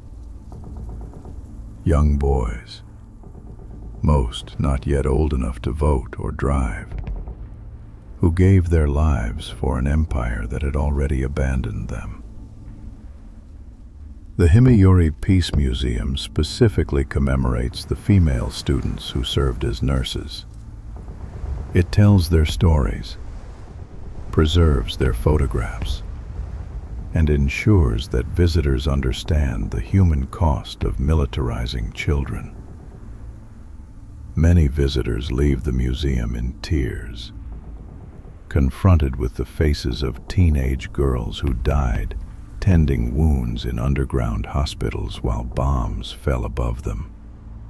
Kiyomasa Hamasaki, in his interview at age 92, expressed his hope for peace. Watching the Ukraine conflict triggered his memories of Okinawa and strengthened his desire that such wars never happen again. His testimony, and those of the few remaining survivors, serves as a warning to future generations about the cost of war and the particular tragedy of child soldiers. Killing each other. The same people are killing each other and getting killed like that, Hamasaki said, his words heavy with the weight of 77 years of memory. He had spent more than 3/4 of a century remembering friends who never made it home, remembering the fear, remembering the waste. The story of the Iron and Blood Imperial Corps and the Himeyori Student Corps represents one of the most tragic episodes in the history of child soldiers. Unlike the Hitler Youth, who were indoctrinated over many years, these children were suddenly thrust into combat with minimal preparation. Unlike Soviet child soldiers, many of whom were orphans fighting for survival, these were students taken directly from schools and given rifles. They fought in a battle that had been lost before it began, on an island that their own government had designated as expendable. More than half died. Those who survived carried the trauma for the rest of their lives. The Battle of Okinawa stands as the bloodiest battle of the Pacific War. More people were killed in this single battle than in the atomic bombings of Hiroshima and Nagasaki combined. And among the dead were hundreds of children who should have been in classrooms, not trenches. As we remember them, we must recognize that they were victims of a militaristic system that valued sacrifice over life, honor over reason, and death over surrender. They were children asked to perform adult roles in the most extreme circumstances imaginable. They deserve to be remembered not as heroes or villains, but as children who died too young in a war that should never have happened.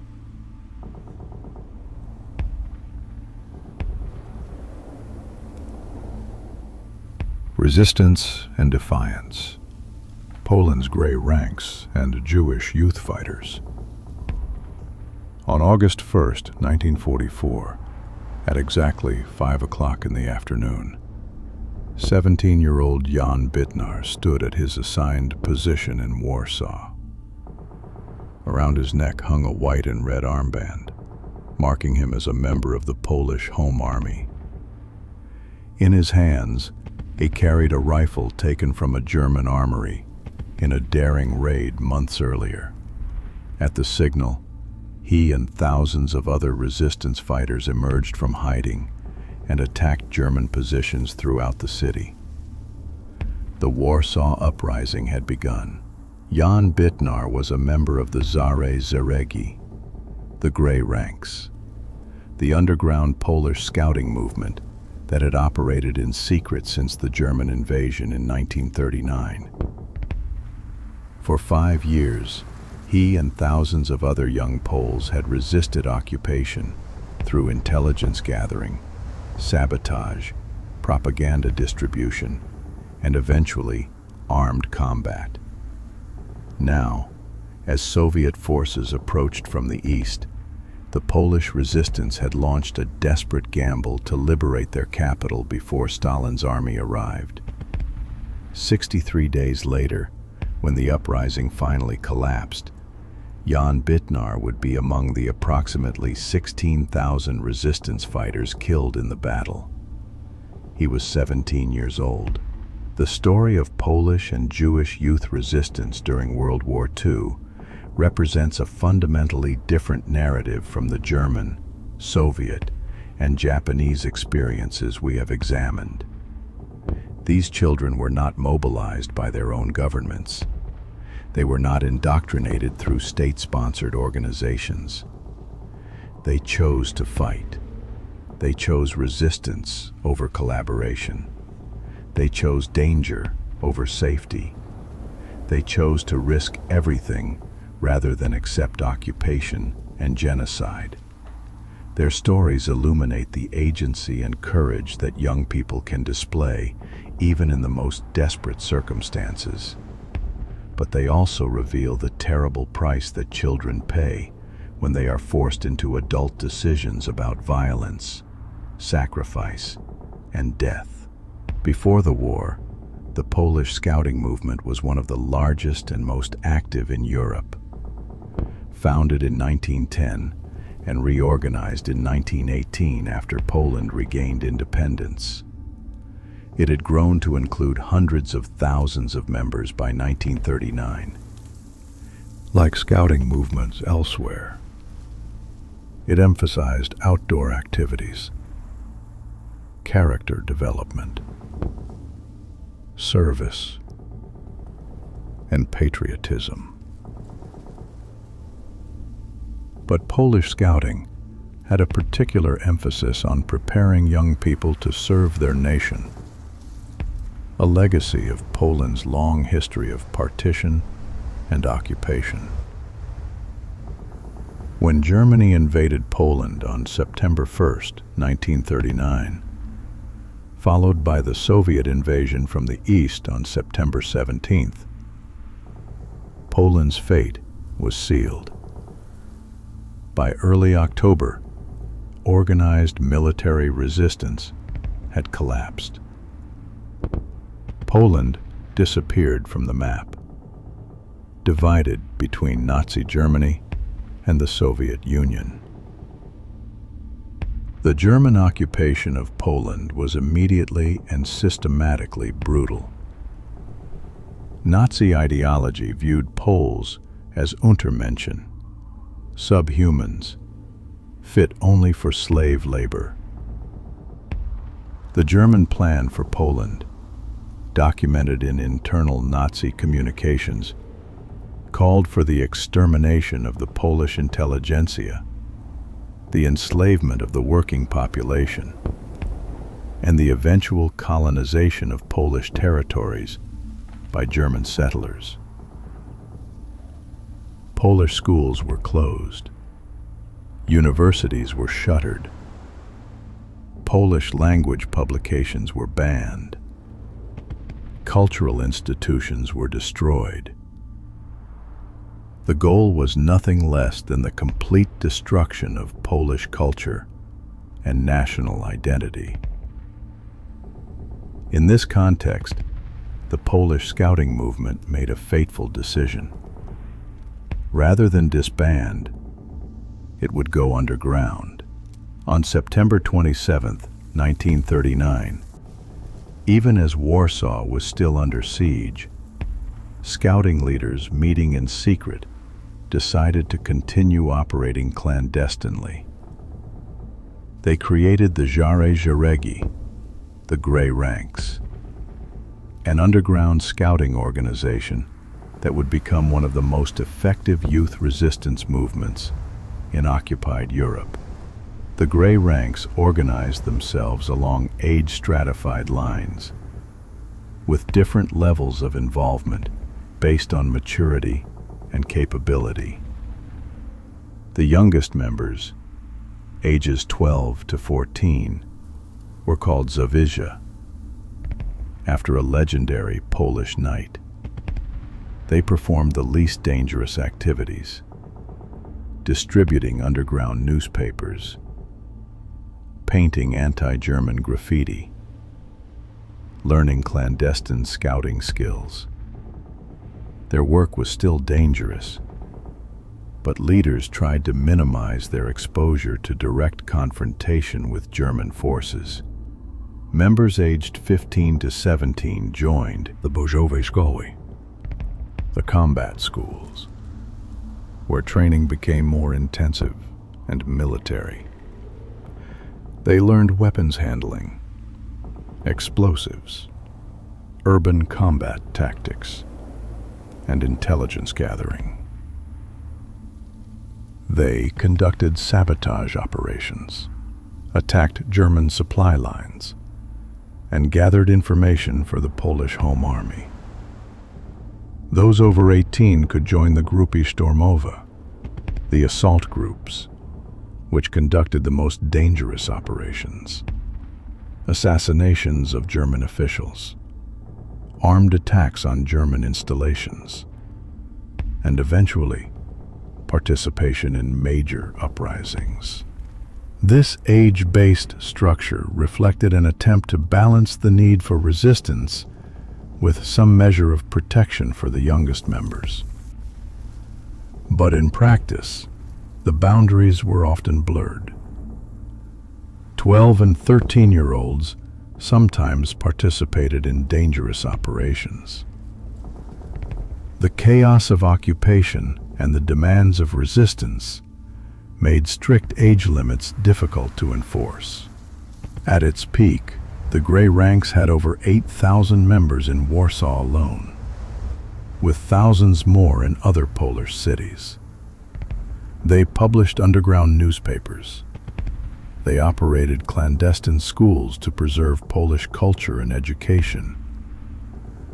They provided false identity documents to Jews fleeing the ghetto.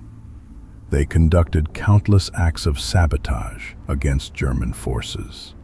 One of their most famous operations was the execution of Franz Kuchera, the brutal SS and police leader of Warsaw District, in February 1944. Kuchera had overseen mass executions of Polish civilians. The Grey Ranks, working with the Polish Home Army, planned and executed an assassination in broad daylight on a Warsaw street. Several of the attackers were teenagers. The operation succeeded, though German reprisals were swift and terrible. The story of Jan Bitnar, known by his pseudonym Rudy, meaning ginger for his red hair, exemplifies the trajectory of many Grey Ranks members. Born in 1921, Jan joined the Scouts before the war as a normal Polish teenager with normal interests. The invasion transformed him. He joined the underground Grey Ranks and quickly rose through the ranks due to his intelligence, courage, and organizational abilities. In March 1943, Jan was arrested by the Gestapo and subjected to horrific torture. He was beaten, burned, and tormented for information about the resistance. He revealed nothing. In a daring operation on March 26, 1943, members of the Grey Ranks ambushed a German truck transporting prisoners and freed Jan along with 24 other resistance fighters. But Jan's ordeal under torture had broken his body. He died from his injuries just hours after being freed. He was 21 years old. Jan Bitnar became a legend in the Polish resistance. His courage under torture inspired others. His sacrifice was remembered. After the war, Poland erected monuments to honor him and his fellow Grey Ranks members. The most famous is the Little Insurgent Monument in Warsaw's Old Town, depicting a young boy in an oversized helmet carrying a rifle, representing all the children who fought in the resistance. The Warsaw Uprising of August through October 1944 represented the culmination of the Grey Ranks' resistance efforts. By summer 1944, Soviet forces were approaching Warsaw from the east. The Polish Home Army leadership made a controversial decision to launch an uprising to liberate Warsaw before the Soviets arrived. The political calculation was that controlling Warsaw would strengthen Poland's position in post-war negotiations with Stalin. The military reality was far more complex. The Home Army had approximately 40,000 fighters in Warsaw, but they were poorly equipped. They had rifles for only about 2,500 fighters. Ammunition was scarce. Heavy weapons were almost non-existent. They were counting on the Soviet army to quickly come to their aid and on Allied airdrops to resupply them. Neither happened as hoped. The Grey Ranks participated in the uprising in large numbers. Estimates suggest that over 8,000 young people fought, some as young as 12 or 13. They served as scouts, messengers, medics, and combatants. Young boys darted through sewers to carry messages between cut-off positions. Teenage girls served as nurses in makeshift hospitals. 15 and 16-year-olds manned barricades and fought German tanks. The German response to the uprising was characteristically brutal. Heinrich Himmler ordered that Warsaw be completely destroyed and its entire population exterminated. German forces, including SS units and collaborationist forces, committed widespread atrocities. They systematically murdered tens of thousands of civilians. They burned hospitals with patients inside. They executed wounded resistance fighters. They showed no mercy to combatants of any age. One battalion of the Grey Ranks defended the area around St. John's Cathedral in Warsaw's Old Town. When the Old Town fell to German forces after weeks of brutal fighting, the surviving resistance fighters retreated through the sewers to other parts of the city. Many didn't make it. They were killed by German grenades thrown into the sewers, drowned in the filth, or simply collapsed from exhaustion and wounds. Those who were captured alive faced terrible fates. German forces executed captured resistance fighters, including teenagers. Young girls who had served as nurses or fighters were sometimes subjected to rape before execution. The atrocities committed during the suppression of the Warsaw Uprising rank among the worst of the entire war.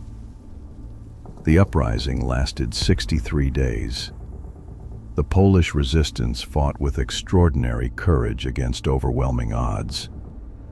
But without Soviet support, which Stalin deliberately withheld for political reasons, and with limited Allied aid, the outcome was never in doubt. On October 2nd, 1944, the remaining resistance fighters surrendered. Approximately 16,000 fighters had been killed. Among them were thousands of teenagers from the Gray Ranks. The exact number of child casualties will never be known. After the surrender, German forces proceeded to systematically destroy what remained of Warsaw. Buildings were blown up block by block. The city was reduced to rubble. By the time Soviet forces finally entered Warsaw in January 1945, approximately 85% of the city had been destroyed.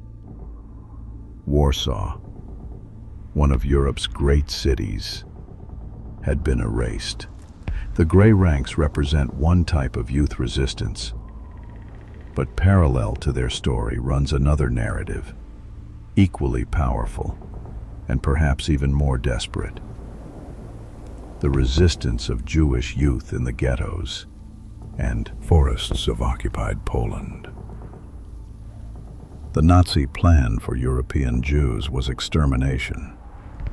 The Holocaust, the systematic murder of 6 million Jews, represents the greatest crime of the 20th century. 1.5 million of those murdered were children. In the face of this genocidal program, some young Jews chose to resist. They knew the odds were hopeless. They knew resistance would likely mean death. But they chose to die fighting rather than march passively to the gas chambers. The youth resistance movements in Jewish ghettos drew from pre-war Zionist and socialist organizations. Groups like Hashomer Hatzair, a socialist Zionist youth movement, and Beitar, a revisionist Zionist group, had trained young people in camping, hiking, and community service before the war. Under occupation, these organizations transformed into resistance networks. The challenges they faced were immense. Jews in the ghettos were isolated, starving, and constantly under surveillance. Obtaining weapons was nearly impossible. Escaping the ghettos to join partisan groups meant abandoning families who would face collective punishment. Yet despite these obstacles, resistance networks formed. Mordecai Anielewicz was 24 years old when he became the commander of the Jewish fighting organization, the Żydowska Organizacja Bojowa, or ZHAB, in the Warsaw Ghetto. Born in 1919, Mordecai had been a leader in Hashomer Hatzair before the war. When war came, he worked to organize resistance rather than escape. He recognized that the deportations from the ghetto were not leading to labor camps, as the Germans claimed, but to death camps. In January 1943, when Germans attempted a new round of deportations from the Warsaw Ghetto, the ZHAB fought back. Armed Jewish fighters attacked German forces.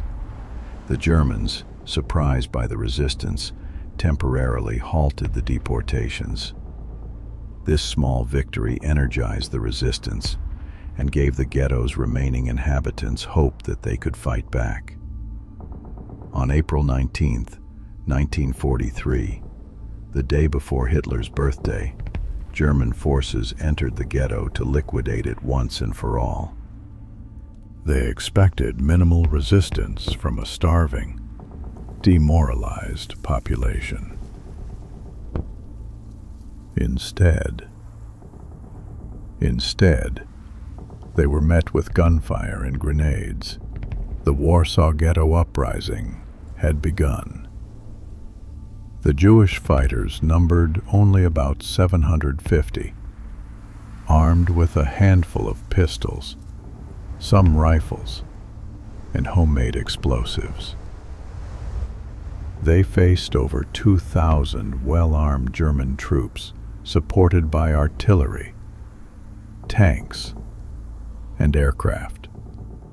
The outcome was never in question. But the fighters were not trying to win. They were trying to die with dignity. Mordecai Anilevich commanded the resistance from a bunker at 18 Mila Street. For nearly a month, Jewish fighters held out against overwhelming force. They used the ghetto's knowledge of buildings and sewers to ambush German patrols. They constructed bunkers and fortified positions. But gradually, the Germans ground down the resistance.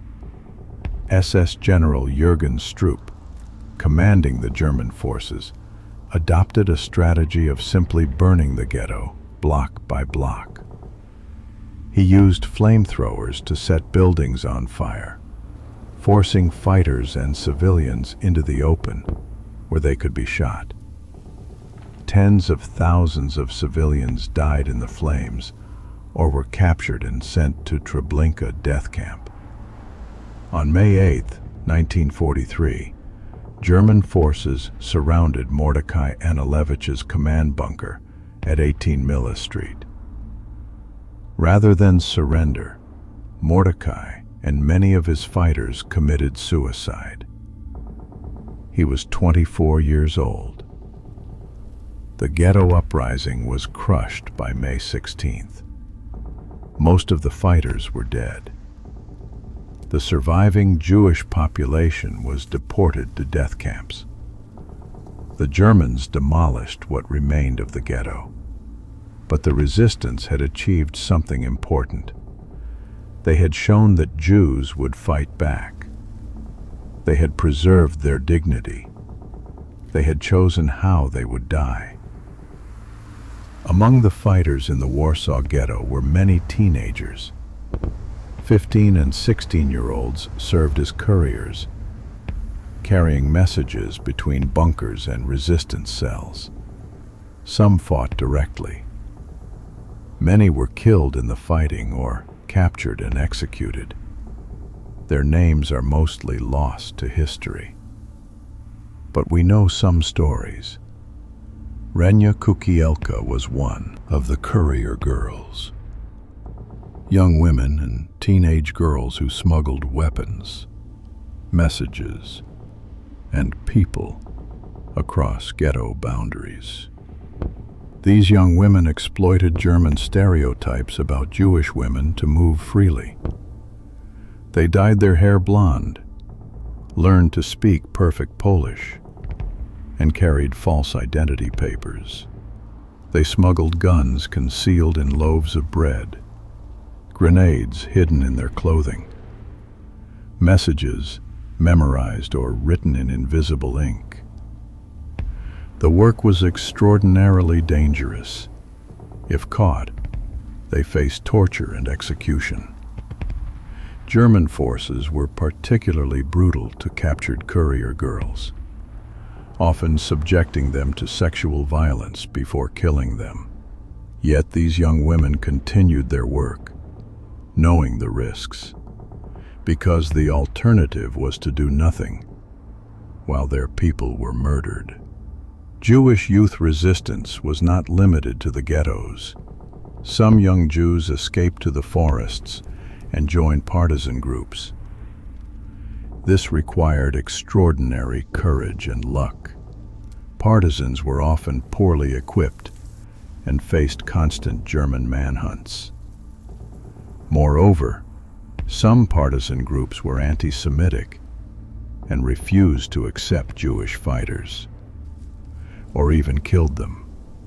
But some Jewish partisan groups formed and fought effectively. The Bielski partisans in Belarus, led by the Bielski brothers, created a forest community that protected over 1,200 Jews. Among them were many young people who served as fighters and scouts. Unlike many partisan groups that focused purely on combat, The Bielski partisans prioritized saving Jewish lives. They accepted anyone who could reach their forest camps, including women, children, and the elderly. Young fighters in Jewish partisan groups faced the same hardships as adult partisans: starvation, disease, constant danger, brutal living conditions. But they also faced an additional burden. They knew their families were likely dead or dying. They were not fighting to protect loved ones at home. They were fighting for revenge, and for the principle that Jews would not die without resistance. The Armée Juive, a specifically Jewish resistance group in France, included teenagers among its members. This organization conducted sabotage operations against German forces and helped smuggle Jewish refugees to safety. In one remarkable operation, they attacked a train carrying Jewish deportees to Auschwitz, freeing dozens of prisoners. Several of the fighters in this operation were under 18. The question of whether Jewish youth resistance should be classified as child soldiers is complex and somewhat controversial. These young people were not mobilized by a state. They were not part of an army. They were victims of genocide who chose to resist rather than accept their fate. Some scholars argue that they should be understood primarily as victims exercising agency in impossible circumstances, not as child soldiers in the conventional sense. The distinction is important because it recognizes that their participation in armed resistance was fundamentally different from the mobilization of children by states. However, the fact remains that teenagers fought and died in combat. They carried weapons. They killed enemy soldiers. They experienced the trauma of war. In that sense, they were child soldiers, regardless of how we categorize their motivations. The psychological impact of resistance on these young people was profound. Those who survived carried immense guilt. Why did I survive when my family died? Why did I live when my friends in the resistance were killed? Could I have done more? Should I have fought harder? The trauma of participating in violence, even justified violence in self-defense, affected these young people for life. They had killed. They had watched friends die. They had lived through experiences that would haunt them for decades. Survivors of the Warsaw Ghetto Uprising, who lived to see liberation, faced a strange and difficult world. They returned to find their communities destroyed, their families murdered, their homes occupied by others. Many emigrated to Israel or America, seeking to build new lives far from the places of their trauma. In Israel, survivors of Jewish resistance groups were honored as heroes. The Ghetto Fighters' House Museum preserves their memory and tells their story. Yad Vashem, Israel's official Holocaust memorial, commemorates both the victims and the fighters. But honor and recognition could not erase the trauma.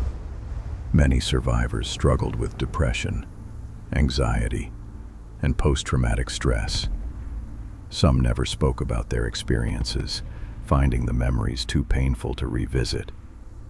Others became advocates for Holocaust education, determined that the world would never forget what happened. The Polish Grey Ranks and Jewish youth resistance movements share certain commonalities. Both arose from pre-existing youth organizations. Both operated under occupation against a genocidal enemy. Both included members ranging from early teens to early 20s. Both suffered catastrophic casualties. But there are also crucial differences. The Grey Ranks operated as part of a larger Polish resistance structure connected to the government in exile. They had some hope that Poland would eventually be liberated and restored. Jewish youth fighters had no such hope. They knew their families were being murdered. They knew the ghettos were being liquidated. They were fighting not for eventual victory, but for the right to die with dignity. Polish and Jewish youth sometimes cooperated in resistance efforts. The Grey Ranks helped smuggle Jews out of the ghetto. They provided weapons to Jewish fighters when they could. Some Poles risked their lives to hide Jewish children, but cooperation was limited by anti-Semitism that persisted even during the occupation. Some Polish resistance groups refused to work with Jews. After the war, some Polish partisans actually murdered returning Jewish survivors. The relationship between Polish and Jewish resistance was complicated, marked by both solidarity and betrayal. In the aftermath of the war, the memory of youth resistance took on great political importance. In communist Poland, the Grey Ranks were celebrated as heroes of national resistance. Monuments were erected. Streets were named after fallen fighters. But the communist government also manipulated this memory, emphasizing some aspects of the resistance while suppressing others. The role of the non-communist Home Army was downplayed. The Warsaw Uprising was portrayed as a tragic mistake rather than a heroic sacrifice. After the fall of communism in 1989, Poland could finally honor its resistance fighters without political censorship. The Little Insurgent Monument in Warsaw became a site of pilgrimage.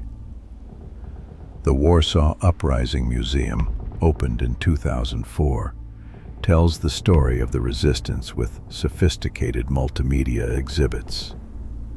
Visitors walk through recreated sewers and see photographs of young fighters, their faces a mixture of determination and fear.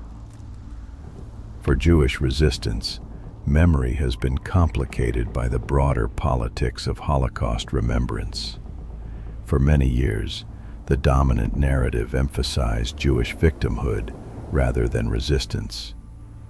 This was partly because the scale of the Holocaust was so overwhelming that resistance seemed almost insignificant by comparison. 6 million dead. What difference did a few thousand fighters make? But more recent scholarship and commemoration has emphasized that resistance, even doomed resistance, mattered. It mattered to the fighters themselves. It mattered symbolically as a rejection of passive victimhood. It matters now as a reminder that even in the darkest circumstances, people can choose courage over submission. The stories of Polish and Jewish youth resistance remind us that children are capable of extraordinary courage and moral clarity. These young people, faced with occupation and genocide, made conscious choices to resist. They were not indoctrinated by years of propaganda like the Hitler Youth. They were not adopted by military units out of desperation like Soviet orphans. They were not forcibly conscripted like Japanese students. They chose to fight, and they paid a terrible price for that choice. Thousands of Polish and Jewish youth died in the resistance. Most have no marked graves. Many of their names are lost. They died in burning buildings, in collapsed sewers, before firing squads, in gas chambers after their capture. But they died fighting. They died resisting. They died on their own terms, as much as anyone can in the chaos of war. We remember them not just as victims of war, but as agents of their own stories. We remember their courage without romanticizing the tragedy of children forced into adult decisions about violence and death. We honor their sacrifice, while recognizing that they should never have been put in such positions. The world failed these children. It failed to prevent the war. It failed to stop the genocide. It failed to protect them. But they did not fail themselves. They fought with everything they had. They preserved their humanity in circumstances designed to destroy it. They left us a legacy of resistance that continues to inspire. May their memory be a blessing. And may their example remind us of what young people are capable of, both the best and the worst, when the world forces them to make impossible choices. Echoes through time. Child soldiers from antiquity to the present. On November 14, 1942, the battleship USS South Dakota came under intense Japanese air attack during the naval battle of Guadalcanal. 42 enemy shells struck the ship. Shrapnel tore through superstructure and flesh alike. Among the crew manning the anti-aircraft guns was a gunner who took shrapnel to his face and mouth. Despite his wounds, he continued helping other sailors to safety throughout the night, pulling injured men from danger and offering them cigarettes to calm their nerves. For his actions that night, he received the Bronze Star and the Purple Heart. His name was Calvin Graham. He was 12 years old. The story of youth service in Allied nations during World War II differs dramatically from the Axis powers. Britain and the United States did not systematically militarize entire generations of children. They did not create organizations like the Hitler Youth, or force students into combat units like Japan's Iron and Blood Imperial Corps. But children still served. They lied about their ages to enlist. They joined home defense forces. They worked in factories producing weapons and ammunition. They served as auxiliaries, messengers, and support personnel. And some, like Calvin Graham, saw combat. Calvin Leon Graham was born on April 3, 1930, in Canton, Texas. He was the youngest of 7 children in a family struggling through the Great Depression. His father died before the war began, and his mother remarried.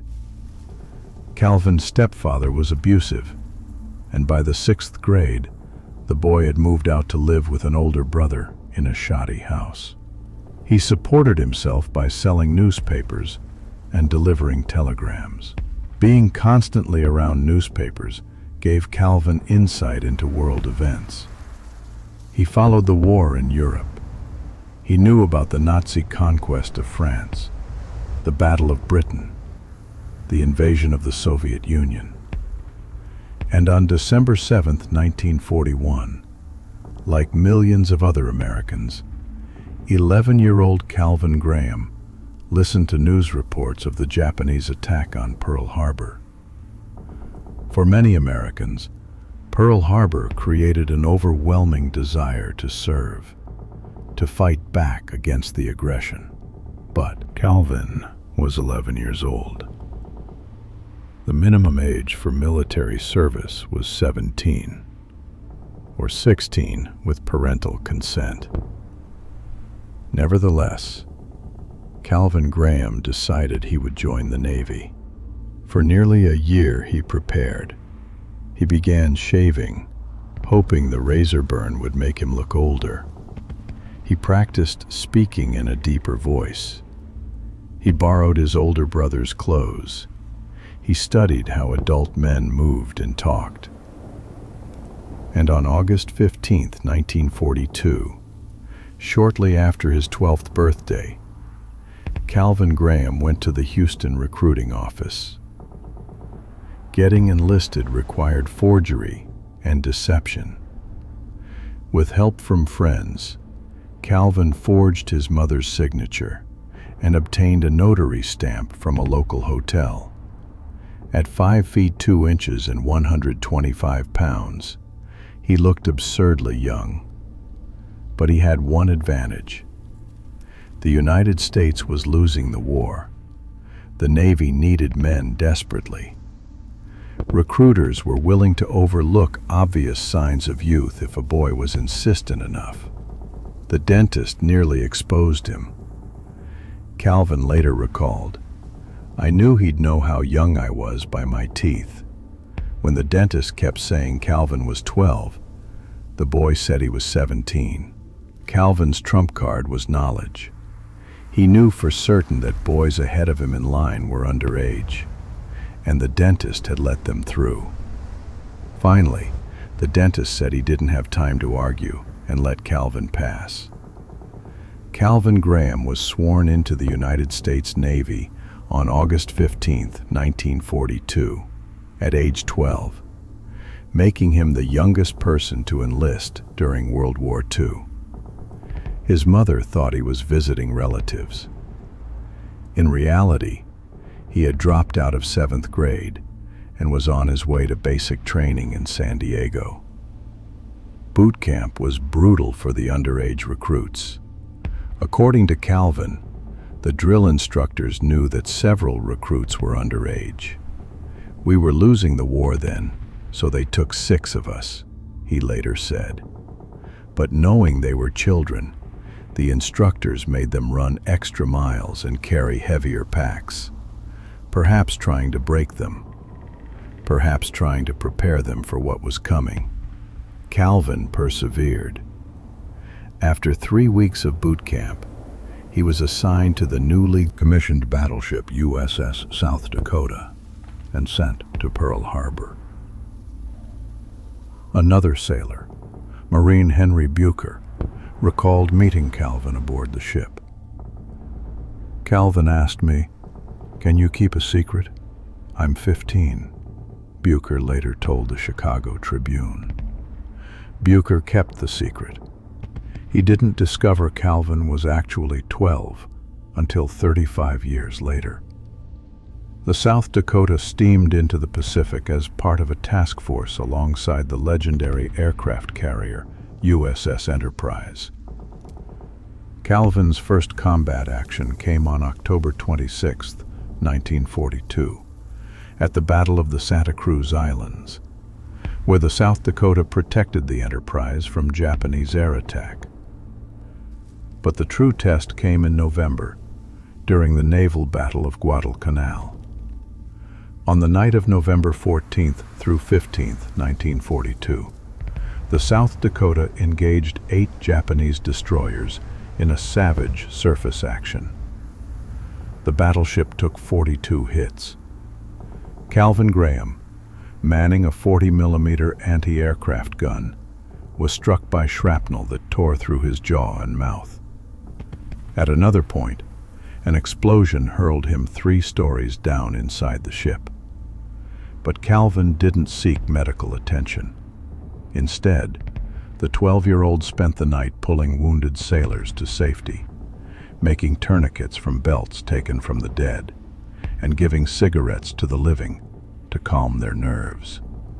It was a long night, he later told Smithsonian Magazine. It aged me. For his actions, Calvin received the Bronze Star for distinguished combat and the Purple Heart for his wounds. While his fellow crewmen celebrated their decorations, Calvin's mother saw him in newsreel footage from the battle and immediately called the Navy to report that their newest war hero was actually 12 years old.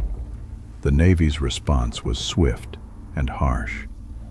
They threw Calvin into the brig at Corpus Christi, Texas, where he spent nearly 3 months in military prison. He was eventually released when his sister threatened to contact newspapers about the baby vet imprisoned by the Navy. But he was kicked out of the military with a dishonorable discharge. His medals were revoked. His disability benefits were denied. Calvin Graham tried to rebuild his life. He became a father at 15 and was divorced by 17. He never finished school. He later tried to join the Marines legally, but was injured in a freak accident. He struggled financially for decades, working odd jobs. The disability payments he had earned still withheld. Not until 1978, 36 years after his service, did President Jimmy Carter approve his honorable discharge and restore most of his medals. In 1988, President Ronald Reagan signed legislation granting him disability benefits. But Calvin Graham died on November 6, 1992, at age 62, without ever receiving back his Purple Heart. That medal was finally returned to his widow in 1994, 2 years after his death. Calvin Graham's story raises uncomfortable questions about American military recruitment during the war. According to the Veterans of Underage Military Service, 29 of the organization's members began their World War II service at age 13. Calvin was the youngest, but he was far from alone. The military was desperate for manpower. Recruiters often asked minimal questions. Boys who were determined to serve could usually find a way. Britain's experience with youth service during World War II took different forms. On May 14, 1940, with the British Expeditionary Force in full retreat toward Dunkirk and invasion seeming imminent, Secretary of State for War Anthony Eden made a radio broadcast to the nation. He called for volunteers to join a new defense force, the Local Defense Volunteers, later renamed the Home Guard. The response was overwhelming. Within 24 hours, 250,000 men had registered. Within 6 weeks, over 1 million had volunteered. The age range was officially 17 to 65, though in practice, both younger and older men sometimes served. The Home Guard has been immortalized and somewhat trivialized by the British television comedy Dad's Army, which portrayed the force as bumbling and ineffective. The reality was more complex. Yes, the Home Guard included many older men past military age, hence the nickname. Yes, they were initially poorly equipped, often drilling with broomsticks when rifles weren't available.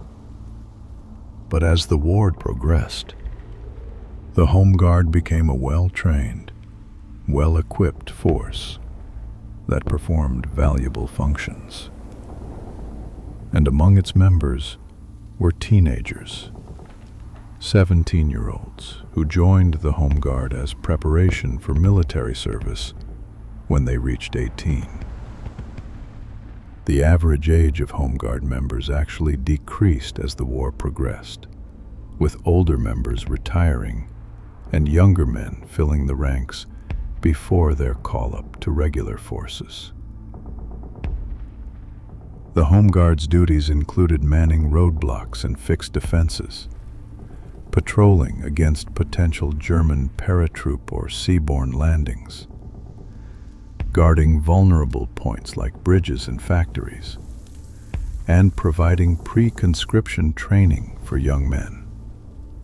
From 1941 onward, some Home Guard units took on anti-aircraft roles, manning guns and searchlights, as regular anti-Africa command troops were transferred overseas.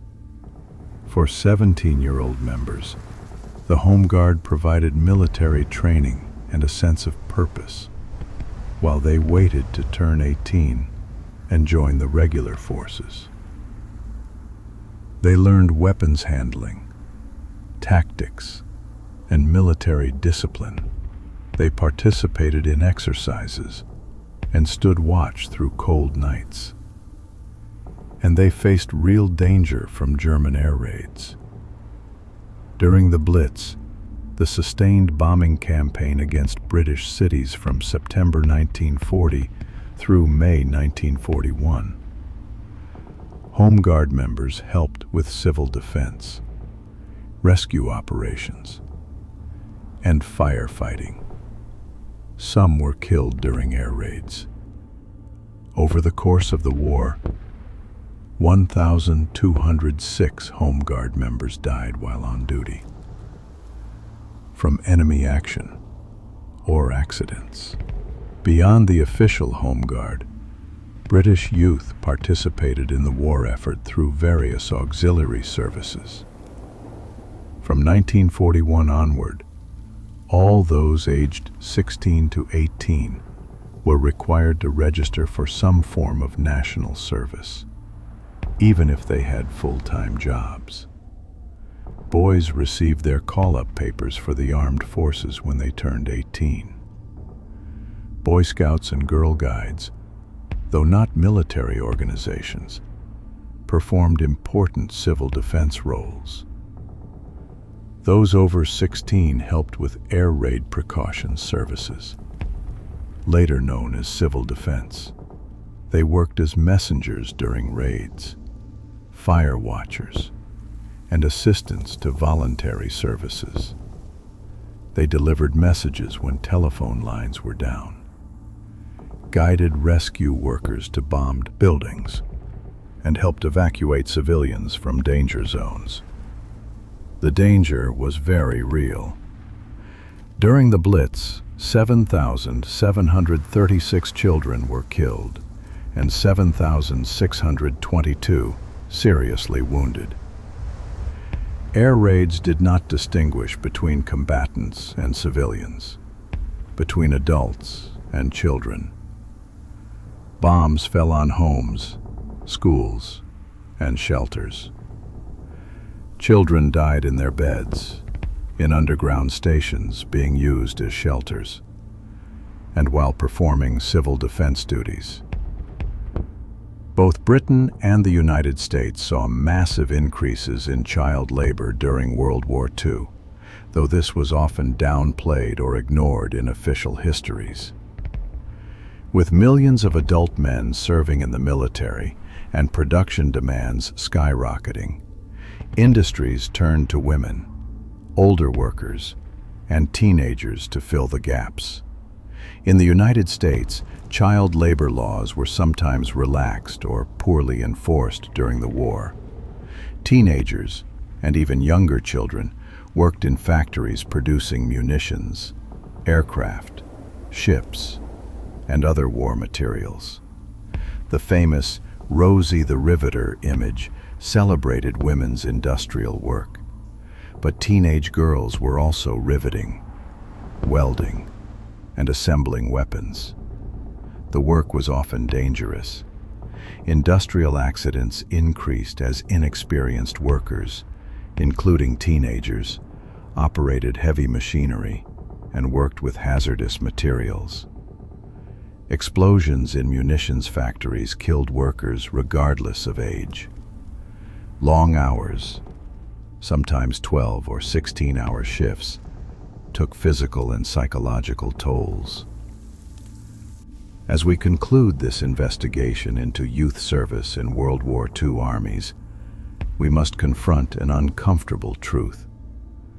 The use of child soldiers is not a modern phenomenon, unique to the 20th century. It is a practice that extends back through all of recorded history. In ancient Sparta, boys entered the agoge, the state-sponsored military education system, at age 7. They lived in barracks, underwent harsh physical training, and were taught to endure pain without complaint. By their teenage years, they were already experienced in military drill and combat.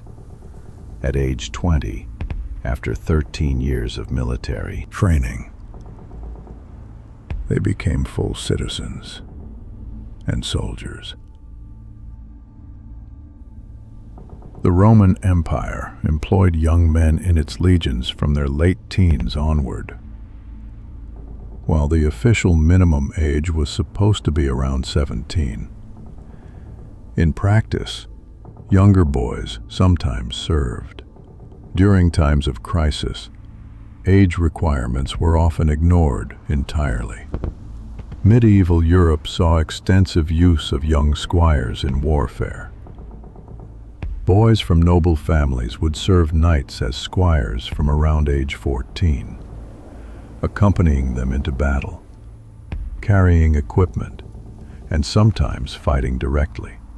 By their late teens, these squires would themselves be knighted and lead men into combat. During the Crusades, thousands of children participated in what became known as the Children's Crusade of 1212. While historical accounts vary, and some scholars question whether this was truly a children's crusade, sources suggest that thousands of young people, including children, marched toward the Holy Land. Most never made it, dying from disease, starvation, or being sold into slavery. The practice continued through early modern Europe. Naval forces, particularly the British Royal Navy, employed powder monkeys, young boys who carried gunpowder from the magazine to the guns during battle.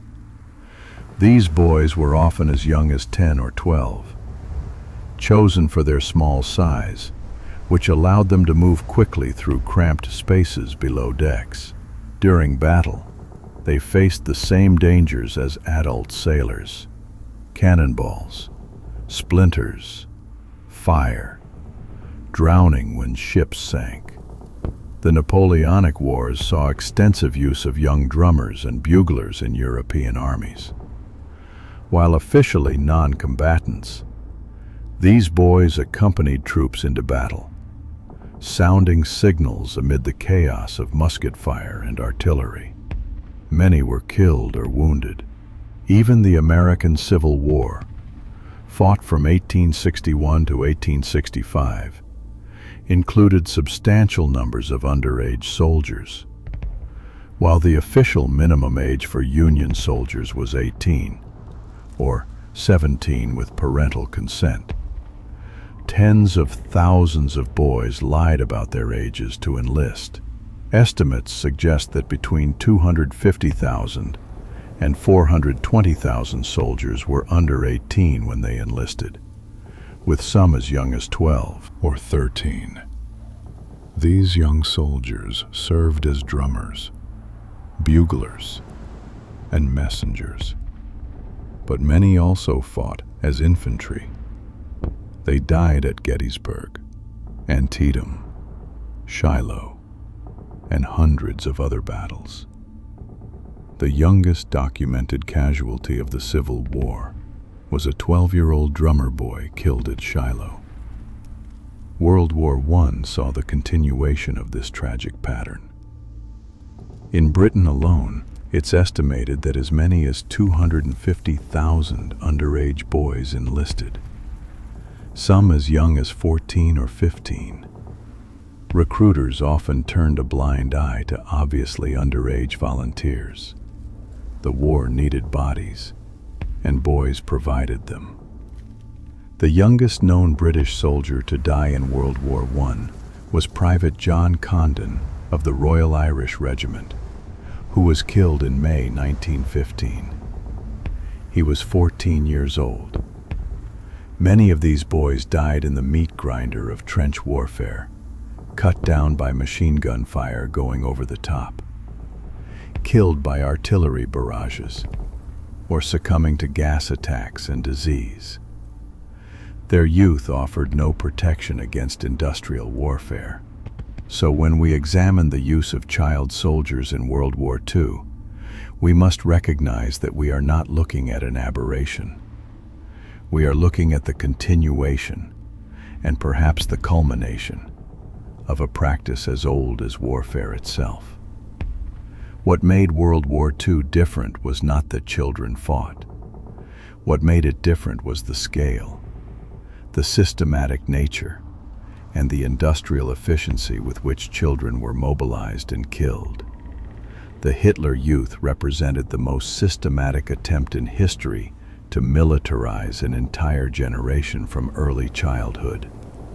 8.8 million children indoctrinated, trained, and prepared for war. Tens of thousands thrown into combat in the war's final months, many dying in the defense of a regime whose crimes they had been taught to celebrate. The Soviet experience showed how total war and genocide can force children into military service, not through systematic planning, but through catastrophic disruption. Orphans adopted by units, teenagers joining partisans, children fighting because the alternative was death or enslavement. Japan's mobilization of the Iron and Blood Imperial Corps demonstrated how desperation in the face of inevitable defeat can lead to the sacrifice of children. Students taken directly from classrooms and sent to die in a hopeless battle.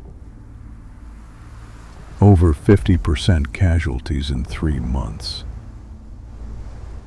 14-year-olds throwing themselves at tanks. Polish and Jewish youth resistance showed that children can choose to fight even when not mobilized by states. They chose resistance over submission. They chose danger over safety. They chose to die fighting rather than accept occupation and genocide. And allied nations, despite not systematically mobilizing children, still saw young people serve and die.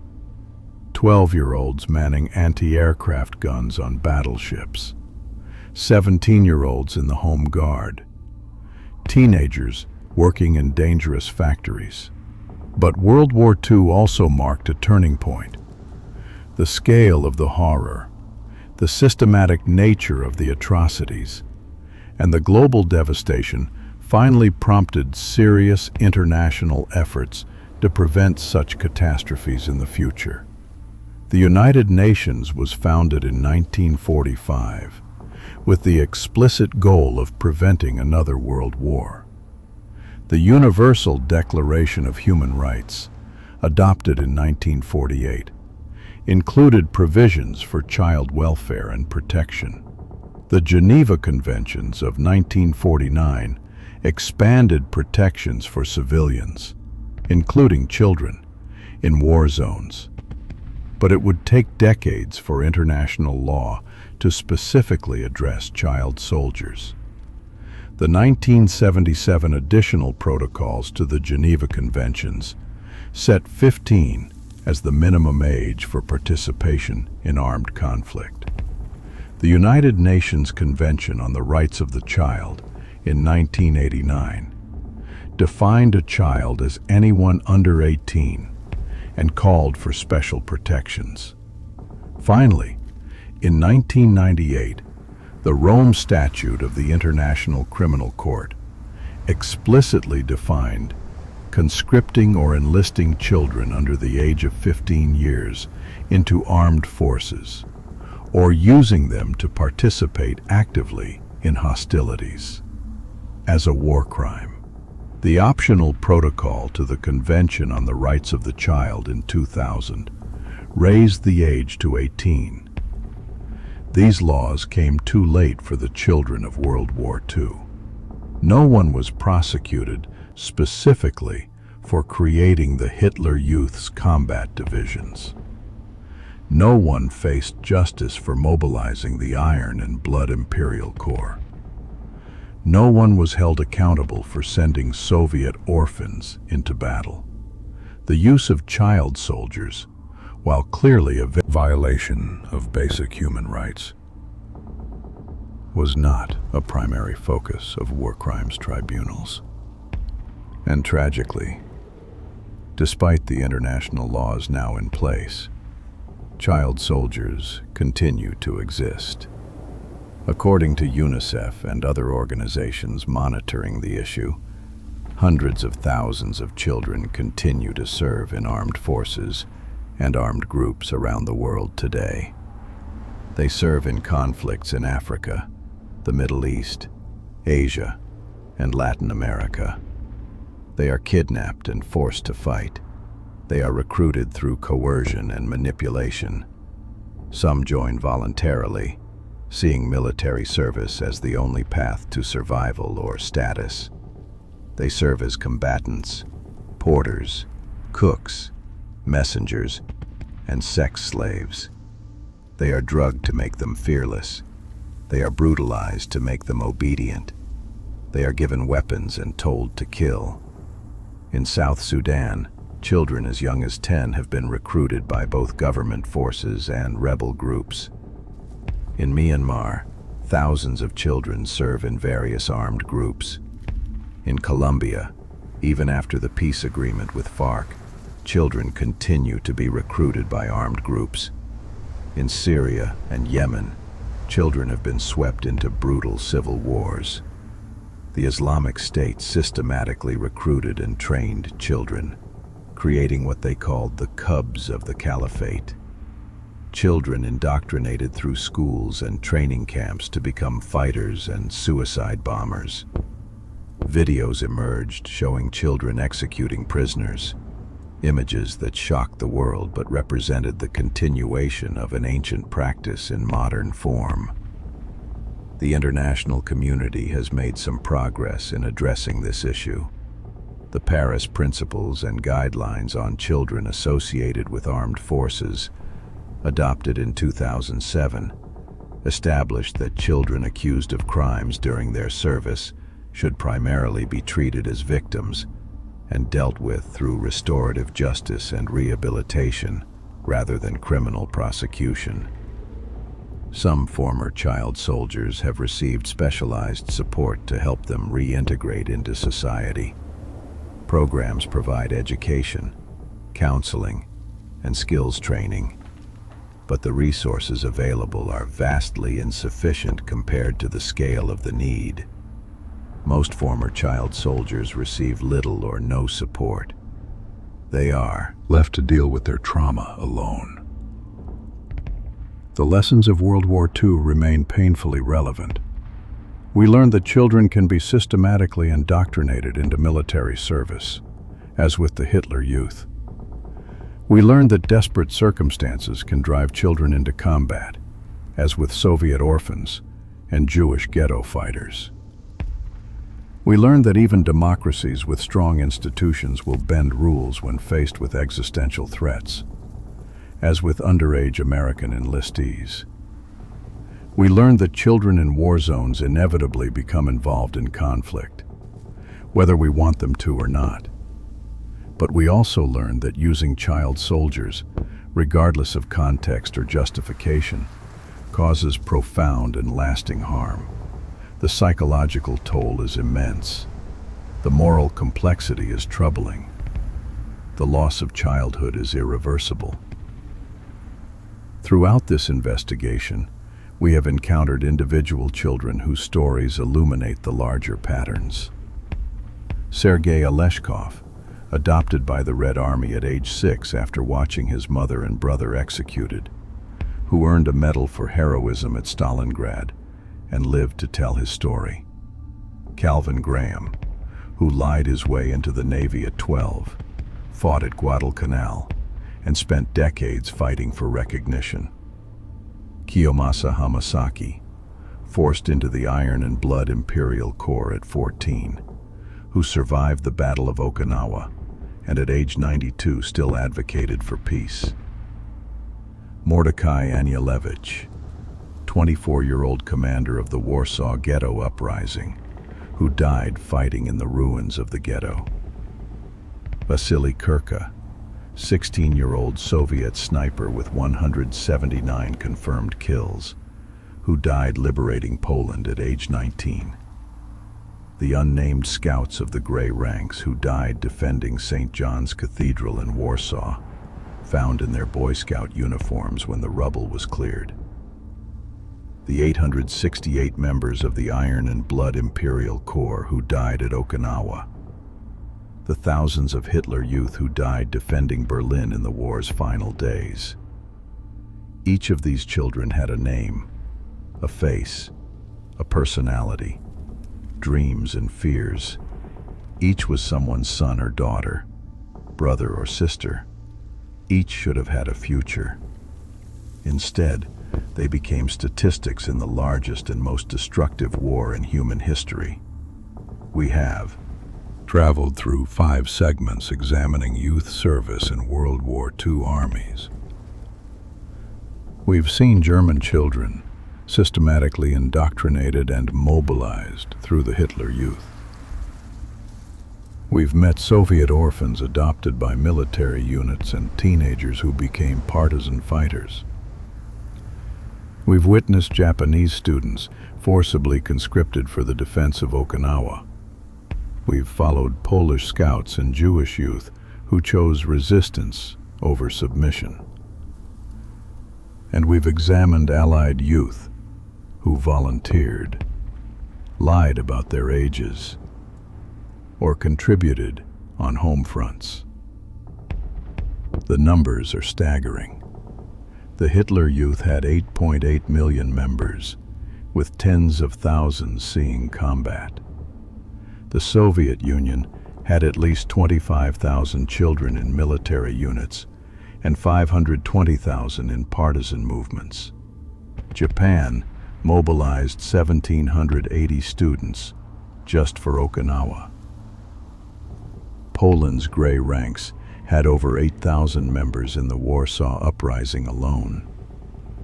And these numbers don't include the countless children who worked in factories, served as auxiliaries, or participated in civil defense. But behind the statistics are individual human beings, children who experience things no child should experience, who made choices no child should have to make, who died deaths no child should die. Their stories challenge us. They force us to grapple with uncomfortable questions about innocence and culpability, about victimhood and agency, about the nature of childhood itself in extremis. A 6-year-old soldier, a 12-year-old gunner, a 14-year-old resistance fighter.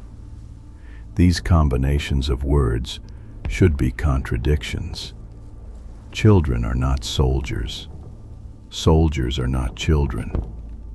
Yet World War II created these impossible categories, these tragic realities.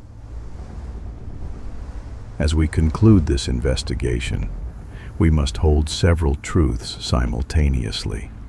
These children were exploited and traumatized by adults and systems beyond their control. They were also, in many cases, remarkably brave and capable. They deserve our compassion as victims. They deserve our respect as people who endured the unendurable. They deserve our commitment to ensuring that future children are protected from similar fates. The laws and conventions that now prohibit child soldiers exist because of what happened in World War II and the determination that it must never happen again. But laws alone are insufficient. Child soldiers continue to exist in conflicts around the world. The fundamental lesson remains unlearned. There is no circumstance, no emergency, no justification that makes it acceptable to transform children into warriors. The children of World War II cannot speak for themselves anymore. Most are dead. The few survivors who remain are elderly now, their voices fading. It falls to us to remember their stories, to honor their experiences, and to work toward a world where no child ever again has to pick up a weapon, stand in a trench, or choose between fighting and dying. They were Germany's children, sacrificed to Hitler's madness. They were the Soviet Union's children, fighting for survival against genocide. They were Japan's children, thrown into a hopeless battle. They were Poland's children, choosing resistance over submission. They were the world's children, caught in the greatest catastrophe in human history. We remember them, we mourn them, and we commit ourselves to protecting the children of today and tomorrow from the horrors they endured.